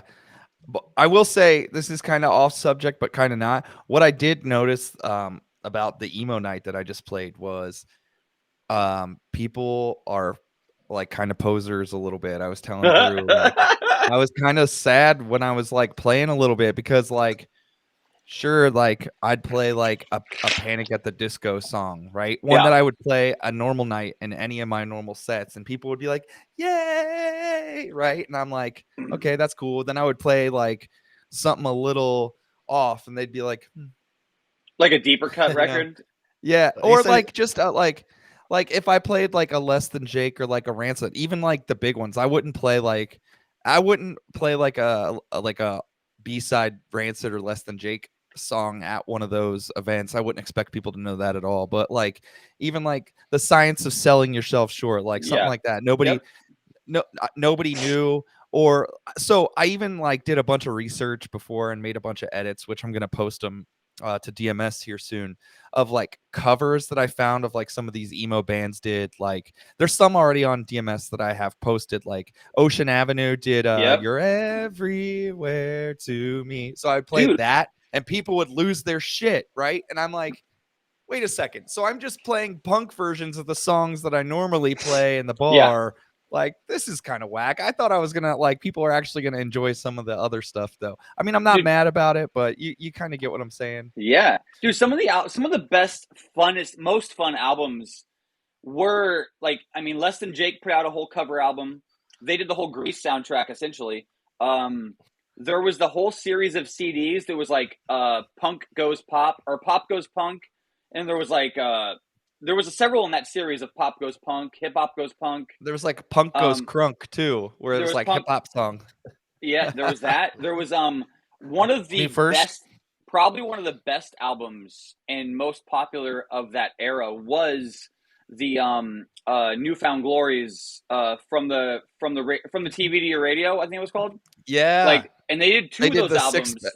Sixth Sense, None the Richer, Kiss Me, King Yep. of Wishful Thinking. Yeah. I played all those, and those were ones people would like know, which is just funny to me. They like, did Glory. Their cover of Glory of Love was amazing. That album was good. But I will agree that a lot of people go back.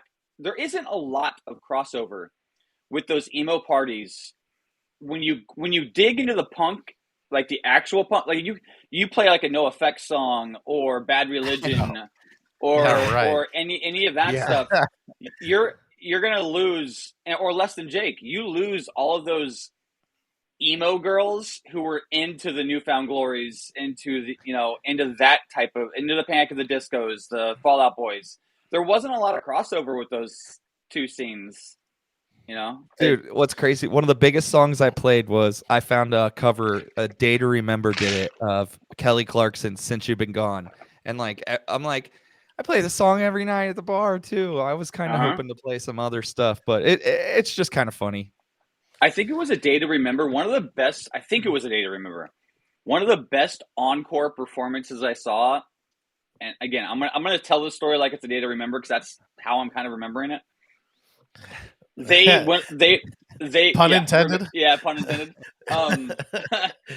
They went off stage and then they do the whole thing, making the crowd wait, blah blah blah. And they come back out on stage and they start just playing the guitar riff or the bass line for Enter Sandman, and they do it for a long time. They let it burn, and like the crowd's like getting crazier and crazier and crazier and crazier, and they finally go into it. It was pretty epic how they did it. But I always love it when bands do that. Did you guys ever get a chance to see Blink-182 like back in their heyday when they were touring? I did. I saw them when they were actually Blink before they had the 182. Wow. They used to play at this warehouse that was it was a real warehouse. It's called Viva Las Vegas. And they had Voodoo Glow Skulls, Aquabats, Dance Hall Crashers, Blink played. But they started climbing and getting higher. And then we got backstage for one of the Warped tours, and it was Pennywise and Blink and Fishbone. And tried to steal Pennywise's guitar amp, walk off stage with that at one point. So that's a story for another day, but that was interesting. But I remember right when they were like kind of coming up, I saw them and Unwritten Law, and they were still not quite there. And then it's just like overnight, and they blew up. It was a wrap. Blink-182's live shows, they were always so good at taking the bridge of one of their songs and doing a cover song in the bridge. They would always change the lyrics to their songs to do something different live, and it was great. They were really good at it. Yeah, they were the first show I saw without my parents. But I was 16, and it was just after the self-titled album came out. So like Feeling This, so I was a little later. With seeing them, but they were the first band I saw without my parents when I was 16. So I got to go see them. I saw when they toured with Weezer, and I think they toured with Weezer twice, because I'm pretty sure I saw. Or no, maybe no. I'm thinking of Green Day. Green Day and Blink-182 both, I think, toured with Weezer at some point. But anyway, the Blink-182 Weezer show was great. River Cuomo's encore was absolutely ridiculous as well. I've seen Weezer like I've seen them like 3 times, and I love them. I love them, and I love Yeah. watching them live. But I have to say, I think Rivers has got to be one of the most boring frontmen ever. He just like You- stands in fucking the same boring. spot and plays his guitar. So fucking boring. And you've- but I love him. I still love it. So the encore that I'm speaking of, it was at Borgata in Atlantic City. Their encore, they left the stage, and they hadn't. What song was it? I want to say it was Hash Pipe. But anyway, Rivers walks back on stage by himself for the encore, and picks up the bass guitar, and starts playing the riff. And let's just say it's Hash Pipe. It could have been another song, but he starts playing the riff on the bass and loops it. Like he loops it, and then goes over to the guitar and loops that, and then goes over to the other, like the drums, and then loops that. And he does the simple loop of all of the instruments by himself, and then brings the rest of the band back out, and they go into the song, which was really, really cool. That's That really is pretty dope. cool. Yeah. That's really dope. I was just gonna say I saw Blink after the breakup with Skibka, and it kind of made my heart hurt a little. It's like watching your was- favorite band be a cover band. Yeah, Lil Wayne opened, and I was like, not like I seen Wayne before, but it was like 10 years before that, and I was like kind of not hyped. But what I will say is, Lil Wayne killed it so hard. He did like an hour, and he only did like chorus, verse, chorus, boom, next song, chorus, but like no in betweens, just like brought it. And I was like, whoa, it's gonna be hard to top that energy. And then they came on, and it was Yeah. good, but it just it wasn't they no Tom. It sucks. And then seeing Angels now, it's like Tom being Yeah. Tom making his Blink 182 jokes on stage with Angels playing like more Serious serious songs? music. It's just kind of yeah, it's like weird. They'll never recapture the magic that Tom, Travis, and Mark had together. Like they were the team.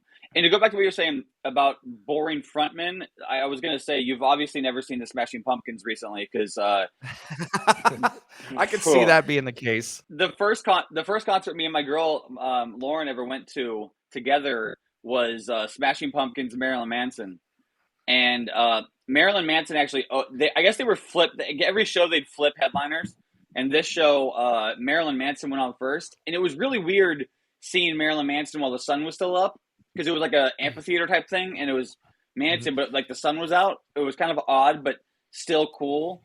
Because if you've ever seen Marilyn Manson live, he puts on a show. He's one of the ones I haven't, and I really want to see. It's a performance. Like think what you will about him or his music, but the show itself was like awesome. And then Billy Corgan, right? Corgan. Yep. Yeah. I always go. I want to say Billy Corbin, but that's the documentarian. Billy Corbin's the guy who made Cocaine Cowboys. So Billy Corgan comes out, and he doesn't even address the crowd. He just goes up there and starts playing music. It was the most boring, like, I don't even care that you guys are out here watching me type set ever. It was not good. I saw that at a radio festival style show, right? So they were the headliners, but everybody gets like an hour or 30 minutes or 20 minutes, depending on how big you are or small you are. And man, for like an hour set, just play the fucking hits, dude. You're playing a radio show. This isn't like your full concert. And so many B-sides where like, we're just sitting around like, what the fuck, man? Play the fucking hit. You have 5, 6, 7 albums of hits. Play the fucking hit. Mm-hmm. Fuck your new song. We did Drew when Drew was just in Cincinnati last week, 2 weeks ago, whatever that was now. My brain can't keep it together. We went to Jack White, and we were kind of not stoked, either one of us. We were like, I don't know. My buddy Murph had the tickets, and he was like, just come. And we were like, all right, dude. I've seen Jack White before. It was the best show. It was a 10 out of 10 show. Like he really rocked it. Yeah. And he played all the White Stripes songs. He played the Raconteur song. It was great. The energy. He did the cell phone thing though. He did the when you go into the venue, they give you this pouch that you put your cell phone yonder into. bags. Yeah, I loved that. I just thought it was cool, like puts everybody in the same wavelength for the night, I am I never think it's opposed to cool. going. I'm never opposed to going to shows where phones aren't allowed, because I mean, I'm one of the people that very much preach that the mixture of bottle service and social media and smartphones kind of ruined dance floors, like just ruined the experience of live music or even DJ shows. Just everyone with their phone up. That's it. Well, we said Yeah, that and when we went to the show. We thought we were yeah, both like, "Wow, I don't know if we liked it more because we weren't able to take our phone out and be bored." We were just like, "Okay, well, this is all I got to pay attention to," and I I don't know. I might have to just start hiding my phone all the time or something. I don't know. I don't know how I'm gonna do it, I but think it's I think it's cool to have stuff too, certain memories that just are that. Like Yeah. it's just a memory. Like Hmm. when I think of that show, I'm always gonna think of being there with Drew and my buddy Murph and his sister, and then it was her birthday, and that we went to the bar afterwards, and Drew got the guys to play Kokomo, and then was singing it in the background. We oh, don't. I feel like we live in a time where everybody thinks that every moment ever has to live forever and ever, and right. just are and live in somewhat of a physical media, not just in your memory. And there are times that like me and my girl will go out somewhere, and neither of us are big on. We're not the people who are always selfie on our phones ever, and but at the same time, sometimes we forget to even take a picture of us for us. Yeah. We will just forget. We're like, shit, we went New Year's Eve, we didn't even take a picture of ourselves. So we don't even have a picture for us to put on our wall, not for social media, but just for us. We don't have anything. Right. Yeah, I get what you mean. So, with all this being said, one of the things we really wanted to talk to you about, Mm. and if you guys are watching or listening, if you're just listening, you probably didn't notice, but we changed clothes. But if you're watching, our clothes are different here today. We had to do a second part 2 here with Aiden because we liked the way the conversation was going and we were running out of time.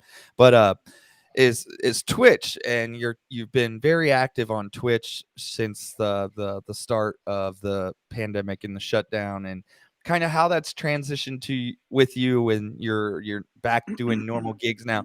Do you find yourself playing some of the music that you were playing on Twitch? We know you do the funked party, Mhm. but in general, like tell us some of your thoughts on I just Twitch. so How it's obviously evolved. so Yeah. before the lot. Wait, go ahead. If you want to finish what you're Yeah, saying. no, exactly. No, I want like before Twitch and then like how it's evolved, like to what you're doing. So I to go way back, I've been DJing since '98.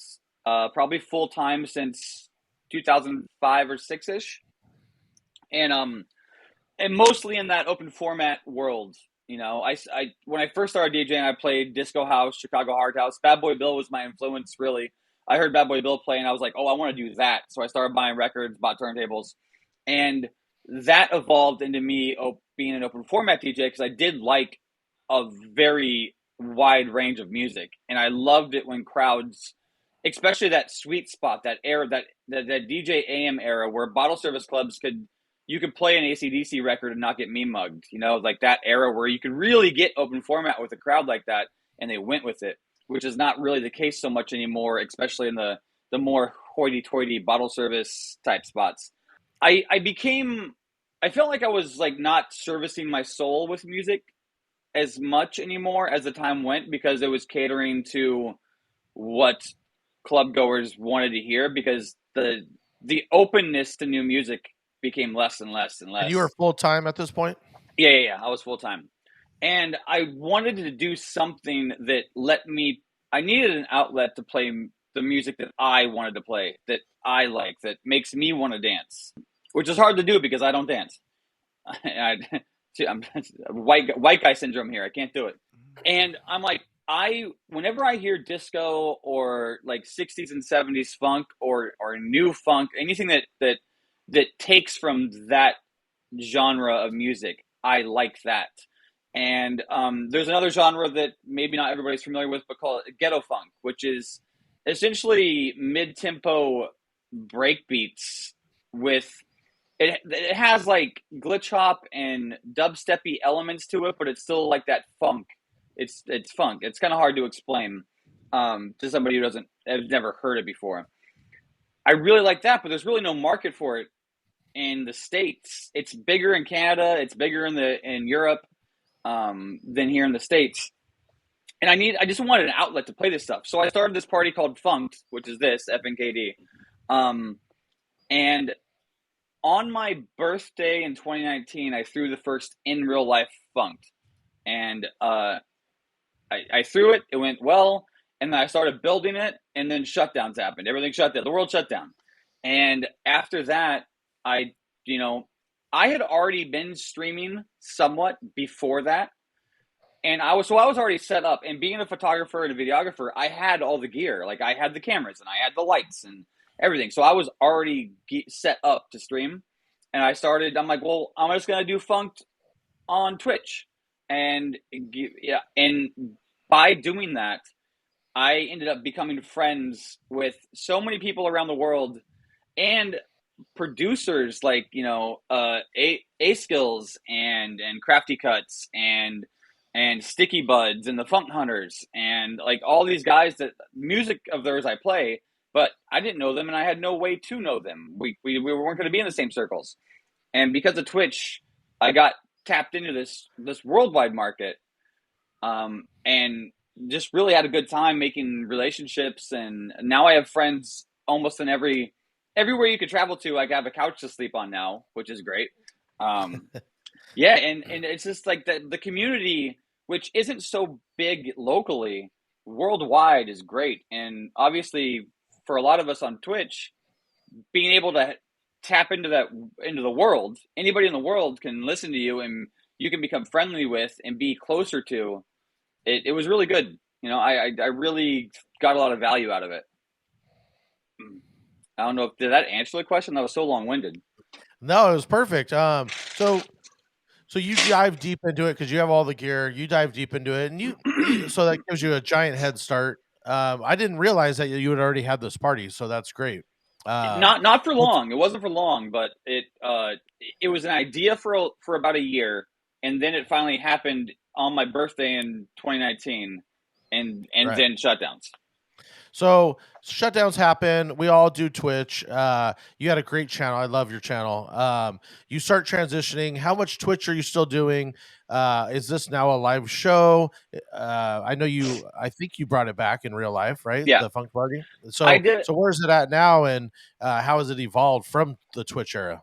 I did after everything started kind of reopening up around here. I did two Funked parties in December, and I did it at a venue I used to do it at, and I did it with Toys for Tots because I wanted to do some kind of a fundraising type thing. So I did two parties for Toys, and we used Toys for Tots, and they both went. I wouldn't say they were great successes, but they were good. I still have not found the right venue or night of the week or day of the week for the party yet in real life. So I'm still, like, throwing shit at the wall and seeing what sticks with it. But I mean, there are people that are interested in that, but it's going to be a niche. It'll be a niche Philly thing. It's not like the mainstream at all. It's very niche. So, but I mean, if you the thing about niche things, you tap into the right people and they support it tooth and nail way more than they support like a regular, like top 40 club night, because nobody has attachment to that. Of course, and we had Warren Peace on recently. Who's that guy? He's Warren Peace is the owner. I heard that's a of good book. DMS. That's a good book, right?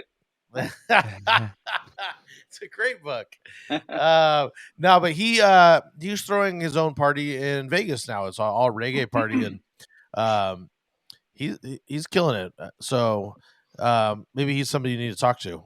But yeah, I love talking to people that have developed and been successful with parties like that. I mean, I think we've all seen like Spider Tech blow up recently because of that set he did at what's the party called? Ribs and something. I've watched the set. I'm not. He actually watched it a just bunch of dropped. times. He just dropped the audio from the entire set on SoundCloud. So a good shout out for Spider Tech. I love that he's getting all the shine right now because I've known of him for a while now, and he's just like blowing up all of a sudden because of that one little clip. That one clip got him so much notoriety, and I love it. I sent that clip to probably 5 people. I was like, "Bro, check this out. This is sick." So yeah, it's great that a little thing, catching a little moment, excuse me, of a party like that can really just change your trajectory, and it's kind of something that I guess we all kind of strive for, is to have that moment, but having that moment, then also having the skill set to back it up and keep it going, which I believe he does. Yeah, and a lot of people are throwing their own parties. That's kind of becoming a thing. So I want to see yours succeed, and maybe you need to move it around and somehow pull that off. But I mean, because you mentioned all these people that you've connected with, so maybe you could bounce around in different cities and grow and become just a bigger brand. So we talked about Twitch. We talked about this. We're curious always, like how you do your crate management and your crate music, Twitch versus live settings. Does it match a little bit? Do you use smart crates? A lot of the DJs like to hear how you're organizing your shit. Just give them some tips. I would never, ever, ever, ever try to give organizational advice. Yeah, you're the one that just told me that you have 40,000 songs. Yeah, so maybe you need some organizational. I'm not the one. I'm really in the process of going through a lot of my entire Serato library and deleting stuff.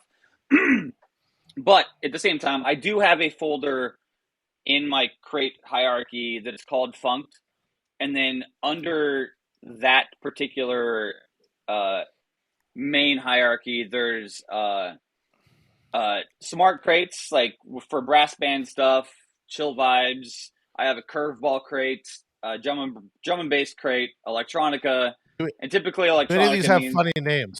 None of these have funny names. I have a funk hierarchy that has funk and then new funk and ghetto funk, a glitch hop, indie dance, and then I have like my house crates. So it's like funky house, jacking house, jazz house, disco, but that's all under my funk thing, because these are all genres that will work with that party. But there are certain things in there that work outside. It's interesting that everybody organizes a little different. But in terms of new music, what are you doing with new music? Is there anything you're feeling, or is there anything you're liking with that? Wait! We have a new play the segment video. Oh yeah, this is another Drew Pierce produced segment video. Here we go. Music play, let the music play, let the music play. There you go. Excellent. All right. Yeah. Excellent. Fuck, a lot of the new music that is club friendly. No, fuck the club, man. Drop us some funk shit, like that little pack that you put out, which I pray that wasn't the only one, but the little pack that you did on DMS was awesome. One? The Christmas I one? did the whole thing, dude. So drop us some of these people that maybe some people need to be listening to. It can be basic, dude. It does not have to be a new club. In that world, I would tell the listeners to check out the Allergies. The Allergies are dope. The Floozies. They're killing me this year. I know, right? It's like, and you don't know if the Allergies are COVID or not. It's but yeah. So the Allergies are super dope. There's a remixer called Sam Redmore. I highly recommend. A label in general is Jalapeno Records. I would highly recommend. They're a UK-based label. I really like the Floozies. The Floozies are doing some cool shit. I love me some Floozies. Yeah. As far as popular stuff, the last popular stuff that I really liked was like Silk Sonic. I mean, I really want to see whatever they're doing, because even when Bruno was doing his stuff, I'm like, oh shit, Bruno's actually bringing back funk. He's bringing funk elements back to a world that hasn't really listened to the stuff that sounds like that, and some of it's sticking. Do you think that they were mismanaged a little bit? I think that leading with the 2 songs that they opened or led with off of that album was the wrong choice. I think if they would have broke and played like Skate as their first album or Yeah. the first single off the album, I think it would have blown up like big time. Like, so what was their first single? Was it Leave the Door Open? Yeah, but That's that's the the only one that first- stuck. That's the only one that stuck for me. That one, I play that one all the time, and it kills. Skate flops for me. Skate's still an opening set record. It's like an opening hour vibe record for me. I just think that it was like a mismatch. I think that album could have done so much better. I love it, and I love the concept. I love what they were trying to do. I just think it was kind of like, I don't know. Maybe their A&R wasn't. I don't know. I feel like who mismanaged. knows what I mean. I mean, like the fact that remember the single that Bruno had, Chunky. It was on. I think it was on the same album as 24 Karat and Uptown, maybe. But there was that record Chunky that they performed on Saturday Night Live, which I don't know who watches that anymore, but that's a whole other thing.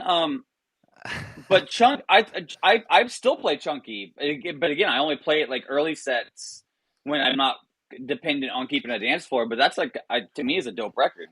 I love that song, and that's like a corporate wedding or any kind of like that kind of song. It's not like a club record for me. The reason I don't ever play it is because he says ass in it, and so like where I would play it, I'm not allowed to play it. You know what I mean? It shoots itself in the foot right out the gate. I find it Is funny ass that a cuss word still? I don't know, not to me. Come on, no Maybe cuss word. I don't believe in cuss words, but I wouldn't. Maybe he's play talking it about for like that. donkeys. Maybe he's talking about donkeys. Yeah. You know, Look you at don't that know. ass. You don't know. It's nice in the field. I actually agree with Fuse.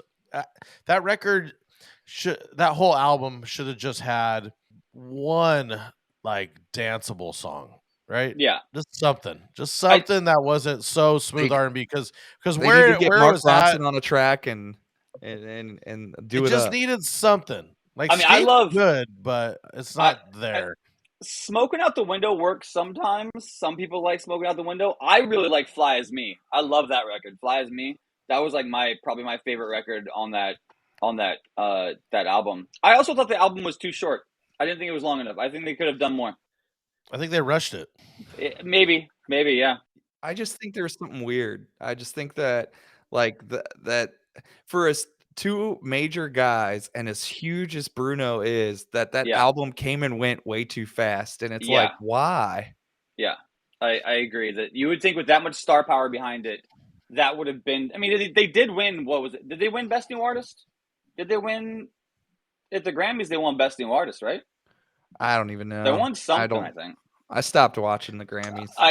Same. I don't watch it, but The single was just so good. The single was so big. I bet you they made the single and everyone said, "Oh, this is a big hit. Make more." And they were like, "Oh, shit." And they had to rush, and this is what they got because everyone was, rushed it. does anybody know? I haven't looked at the writing credits of those songs. Is like Anderson writing the music, or are they outsourcing? Or other people? Are the Swedes writing their music? Because that's where all the music No, comes it from, was the Swedes? Bootsy Collins produced the whole thing. Yeah, produced, but wrote. Who wrote it? Who wrote the songs?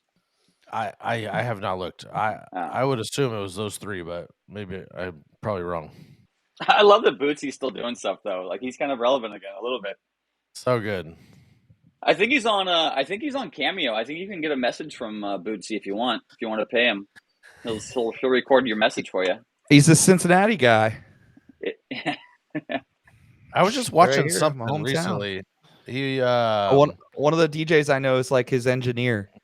Oh, really? Bootsy Collins' engineer. Yeah. How old is Bootsy now? Is he in his 60s or 70s? 60s probably. Gotta be 70s? 70s. Well, he was big in the 70s, so he's In gotta the be at 70s, least- yeah.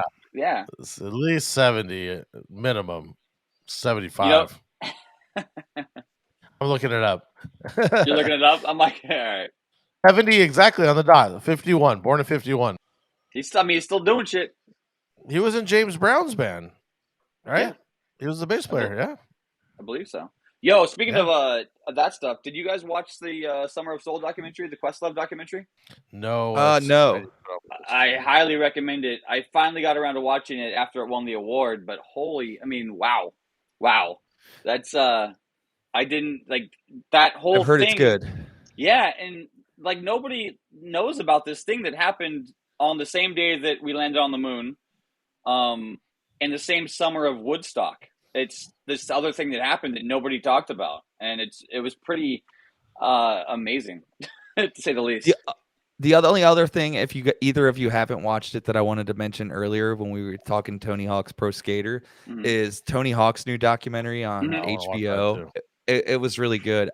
So he's always been such like this guy, this big figure for me. It was cool to watch it because it's really he struggled on the come up. Like he was not accepted by the average everyday skater, and I didn't know that. So it was just Did they cool. think? Did they think he was too like clean, like too? Yes, they thought he was Like, too clean, came from a good family, little scrawny kid, and he was so skinny and tiny at first that he couldn't do much just because he was so like he invented like basically ollieing at the top of the ramp mhm. to go higher, and they would say that that's cheating.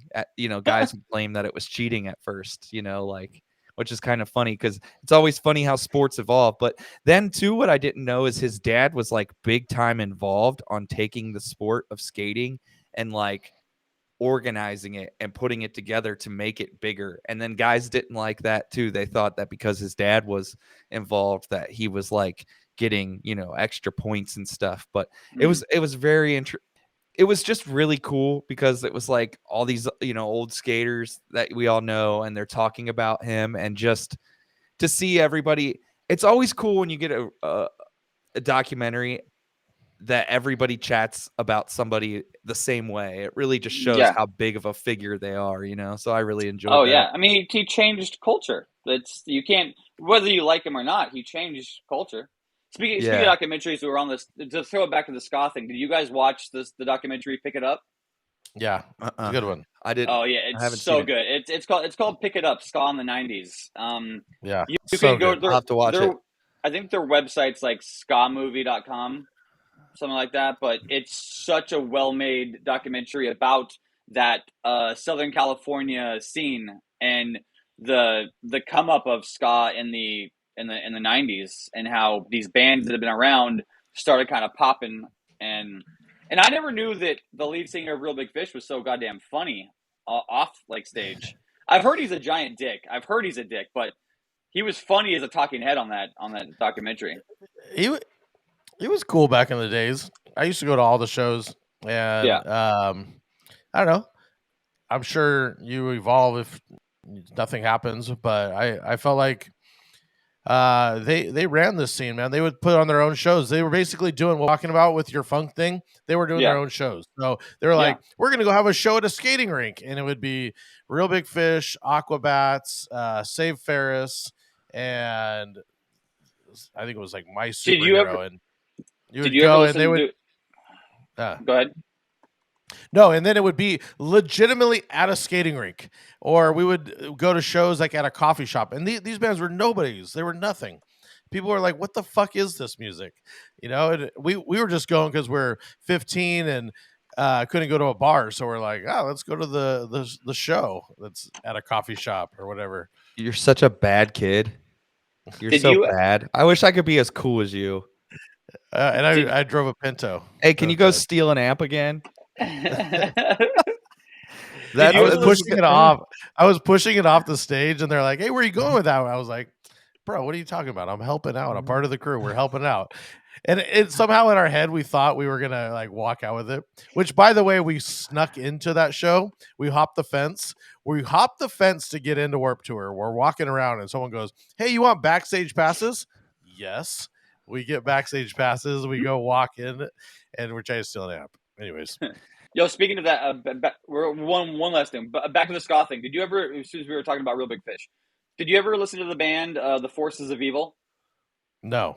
The Forces of Evil was an attempted ska supergroup that I think was led by the lead singer of Real Big Fish, because Real Big Fish, it was like their side project. and Okay. it had members of Jeffrey's fan club, and I forget who else. But Jeffrey's fan club was like one of my favorites too. But Forces of Evil. Oh, I'll tell you. Go ahead. Forces of Evil sounds like Real Big Fish. It's still like that very happy ska, but all of the lyrics are super like metal. They're very like evil and dark. Yeah. So it's like this happy music with awful content, and it's pretty great. They I took Fuse by it. Basically, they kind of grew up here down the street from my house. And so there's like a big tackle box sign that says Big Fish, really like this giant big fish. That's great. And that's where their name came from. And like the subway that he worked out, it's like right on Seal Beach Main Street, right over here. Mhm. And so like it was just a community that I kind of grew up in. It was like we were just going to shows when they were legitimately nobodies. And so like I remember when Jeffrey Fan Club came up and they're like, we're Yeah. rockabilly ska. We're like, bro, stop. What does that even mean? You're playing the same shit, dude. Yeah. Because you have one riff that's rockabilly. But I never listened to them. I wouldn't consider Jeffrey's fan club rockabilly at all. Like when I think rockabilly, I think Reverend Horton Heat. Like if you Yes. I haven't seen him, but Reverend's I've heard amazing. is great. Yeah. Reverend Horton Heat puts on a hell of a live show. Like their live show is great. All right, so we're gonna do some major bag alerts here. I'd play the video, but we'll get flagged, so I just gotta sing it. Major bag alert! Major bag alert! There we go. That's our. Are we getting flagged for that video? I gotta redo it.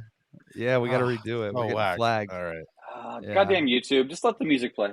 Let the music play. Yeah, how does that clear and that other one didn't? I don't know. It's so weird, dude. Nobody cares about freestyle. And it's a cappella too, like no music. It's just it just comes in. All right, so what do we do here? What's in your bag? Tell us some key essential things that what's in your DJ bag, travel bag? That not obvious, but something that you think would be helpful for guys to keep in there. Stuff that you like that makes things easier for you. One thing I always like rag on other DJs about, and I feel like there's like a lot of DJs who don't do this, and we're not talking about USB guys. We're talking about laptop guys. So there's so many laptop DJs that I feel like it's almost, you know how smokers never seem to have a lighter, or it's like I feel like DJs with laptops never seem to have a laptop stand, and I feel like I have a laptop stand with me all the time, and I mean, you can't just assume there's going to be a stand where you go, or a good stand for that matter. So laptop stand, a good one, always in the bag, stays in the bag. What's your go-to? What's your go-to? You know what? I have my first stand ever was the Uber stand, the Stanton Uber stand, which I still I have a crane. I have a crane stand in this setup right here, which it was the crane stand, not the original crane stand, but the one that was height adjustable too, which I don't know if they even still make, but I loved that one way more than the original crane that just had and this crane stand, the part that slides under is flat, opposed to that original crane stand that had the thick middle leg, which didn't actually sit under anything nice because it would be wobbly. No, it was the worst. It was meant to be flat, right? But the way they had like soldered it, it was like it had like an angle on it and just fucked it up. It wasn't great. But then I have several of these guys still just laying around, and God, I hate that stand. These are great unless it gets windy. Stand scares me more than putting it just on the floor. I'd rather put my laptop on a chair off to the side. That stand, I feel like anytime you touch it, it's just gonna fall back. It feels that way, and the only time a laptop's ever fallen for me was when I was in. It was a spring break, and I was in Nassau, and it was a very windy day, and literally my laptop blew off the thing, fell 4 feet. Music kept playing. I was like, "Wow!" Music kept playing. But yeah, I mean, I always have a stand. Things that you wouldn't think about, I always keep these.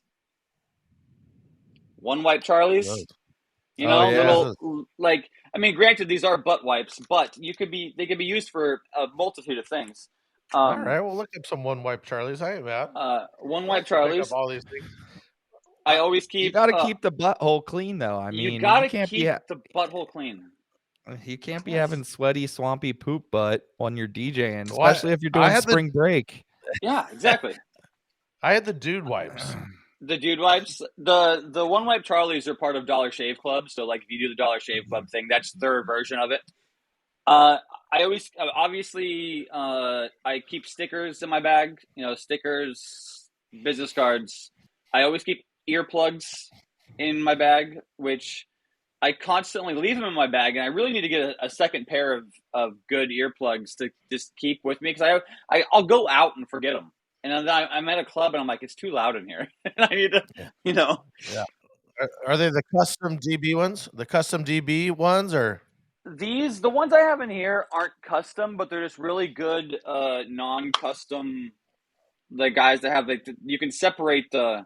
Oh yeah. There's different inserts. I do want to get those custom ones though, because I have yet to do the in-ears. Like I don't know, do you guys? I still love having I like over the head headphones when I DJ. Getting used to in-ears would be weird. Yeah, I keep the monitors super low, and I like the headphones on top, and then I just take them off. I don't know. Yeah, I'm a headphone guy. I'm definitely a headphone guy through and through. So okay, there's what else is in here? Let me see. Got my bag right here.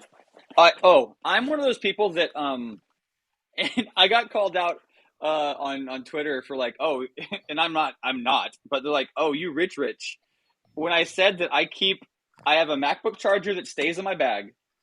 I have a MacBook charger that stays in my studio. I have a MacBook charger that stays in my living room, and I have a MacBook charger that stays next to my bed. That's not rich. That's fucking smart, bro.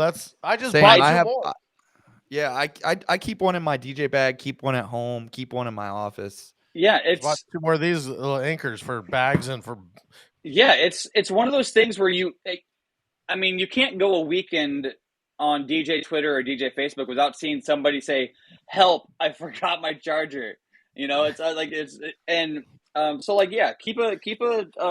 whatever kind of laptop you use, keep a charger in your bag.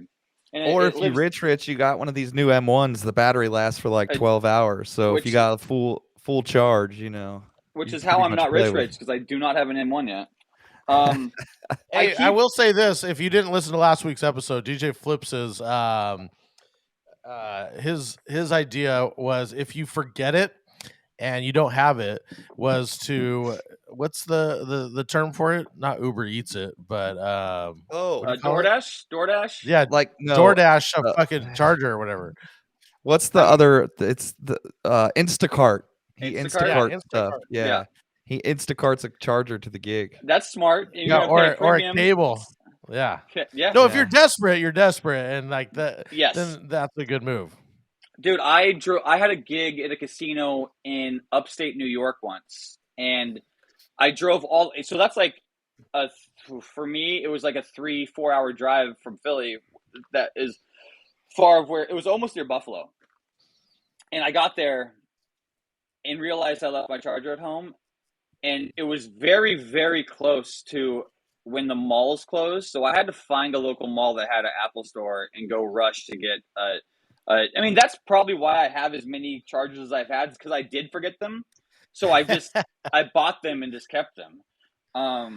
But yeah, I learned that lesson one time, and it was you only need it one time, and you realize you would be rich at any point. You're like, I don't give a fuck how much this costs. Yep. Like, give it to me right this second.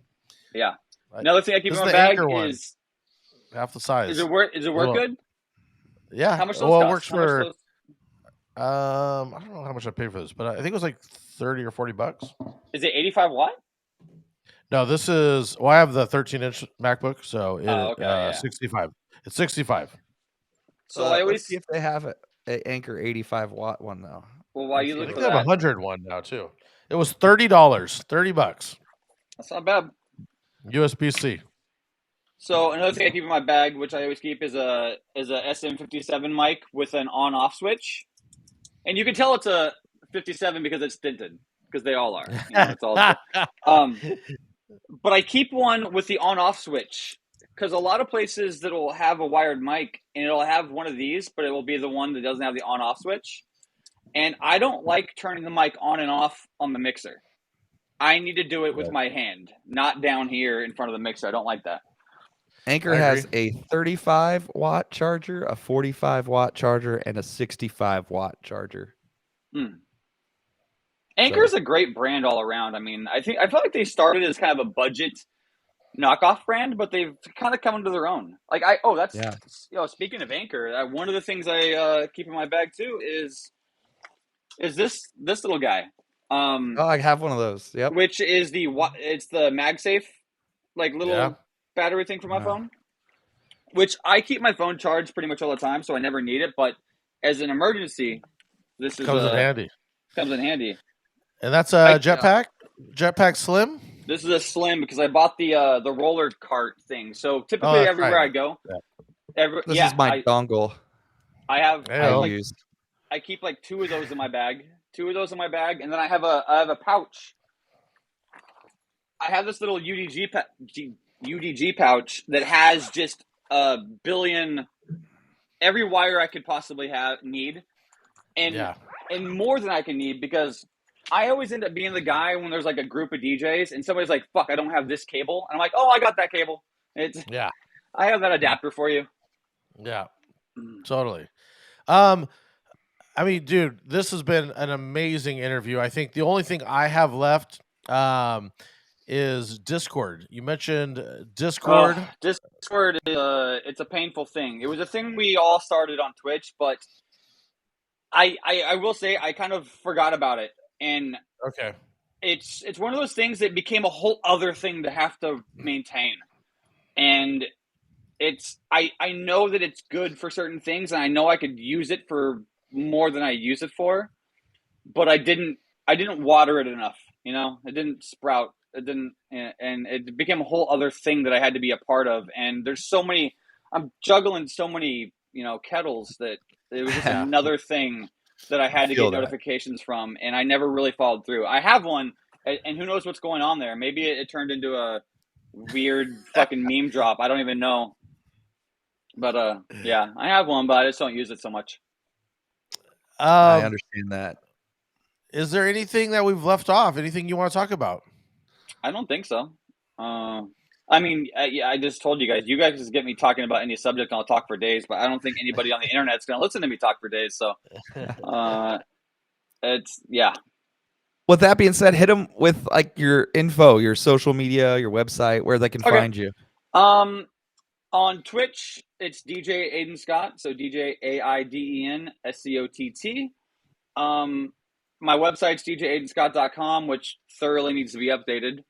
But probably the best places is Instagram, because Instagram, on all my Instagram profiles, my link in bio, that link will give you to a link tree, which will find everything.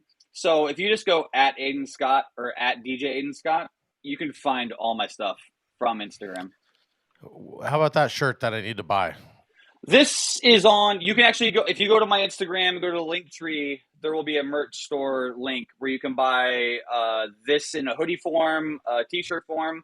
I have the snapback stove. The hats came out really nice. So yeah, you can support Funked, and I think I make like $2 on every purchase, something like that, whatever it is, $2 or $3. So you can support that, rock something Funked. That'd be great if you're into that, if you're into the party. But yeah. And what nights are you on Twitch these days?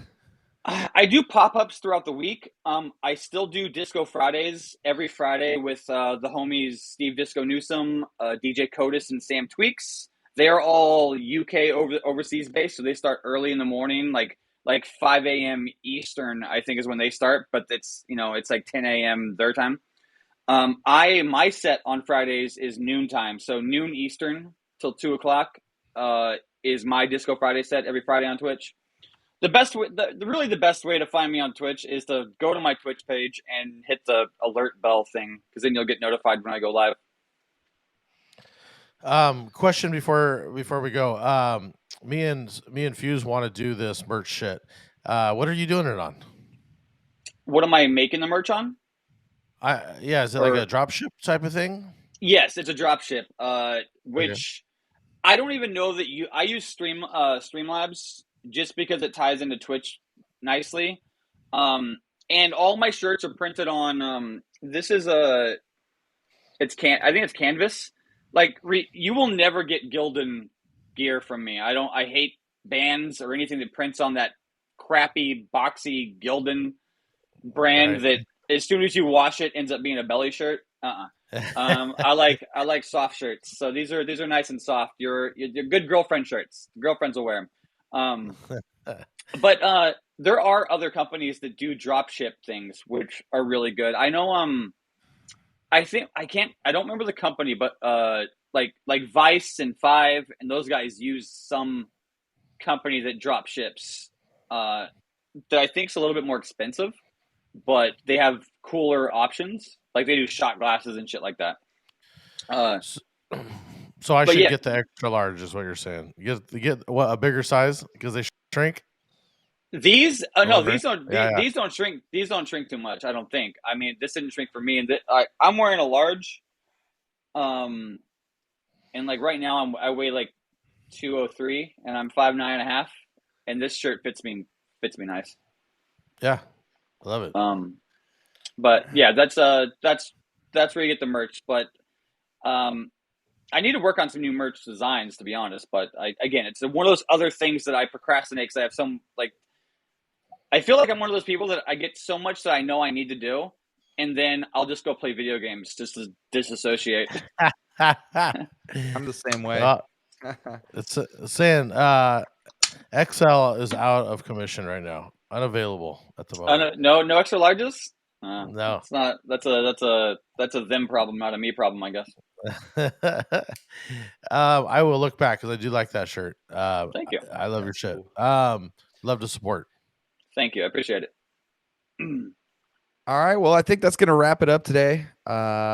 We appreciate you being on the podcast. And for everybody listening, make sure you use our coupon code Drew and Fuse Show at DMS for your 30% off your first month. Also, look in the comments if you're interested in a photo booth. We have the Salsa Booth affiliate link down there if you're interested in buying a photo booth. It won't support you, but it does support the show. We appreciate that. So thank you guys for tuning in, and thank you to Aiden. We appreciate having you on, and we'll see you guys next week. Thanks for having me, guys. Peace.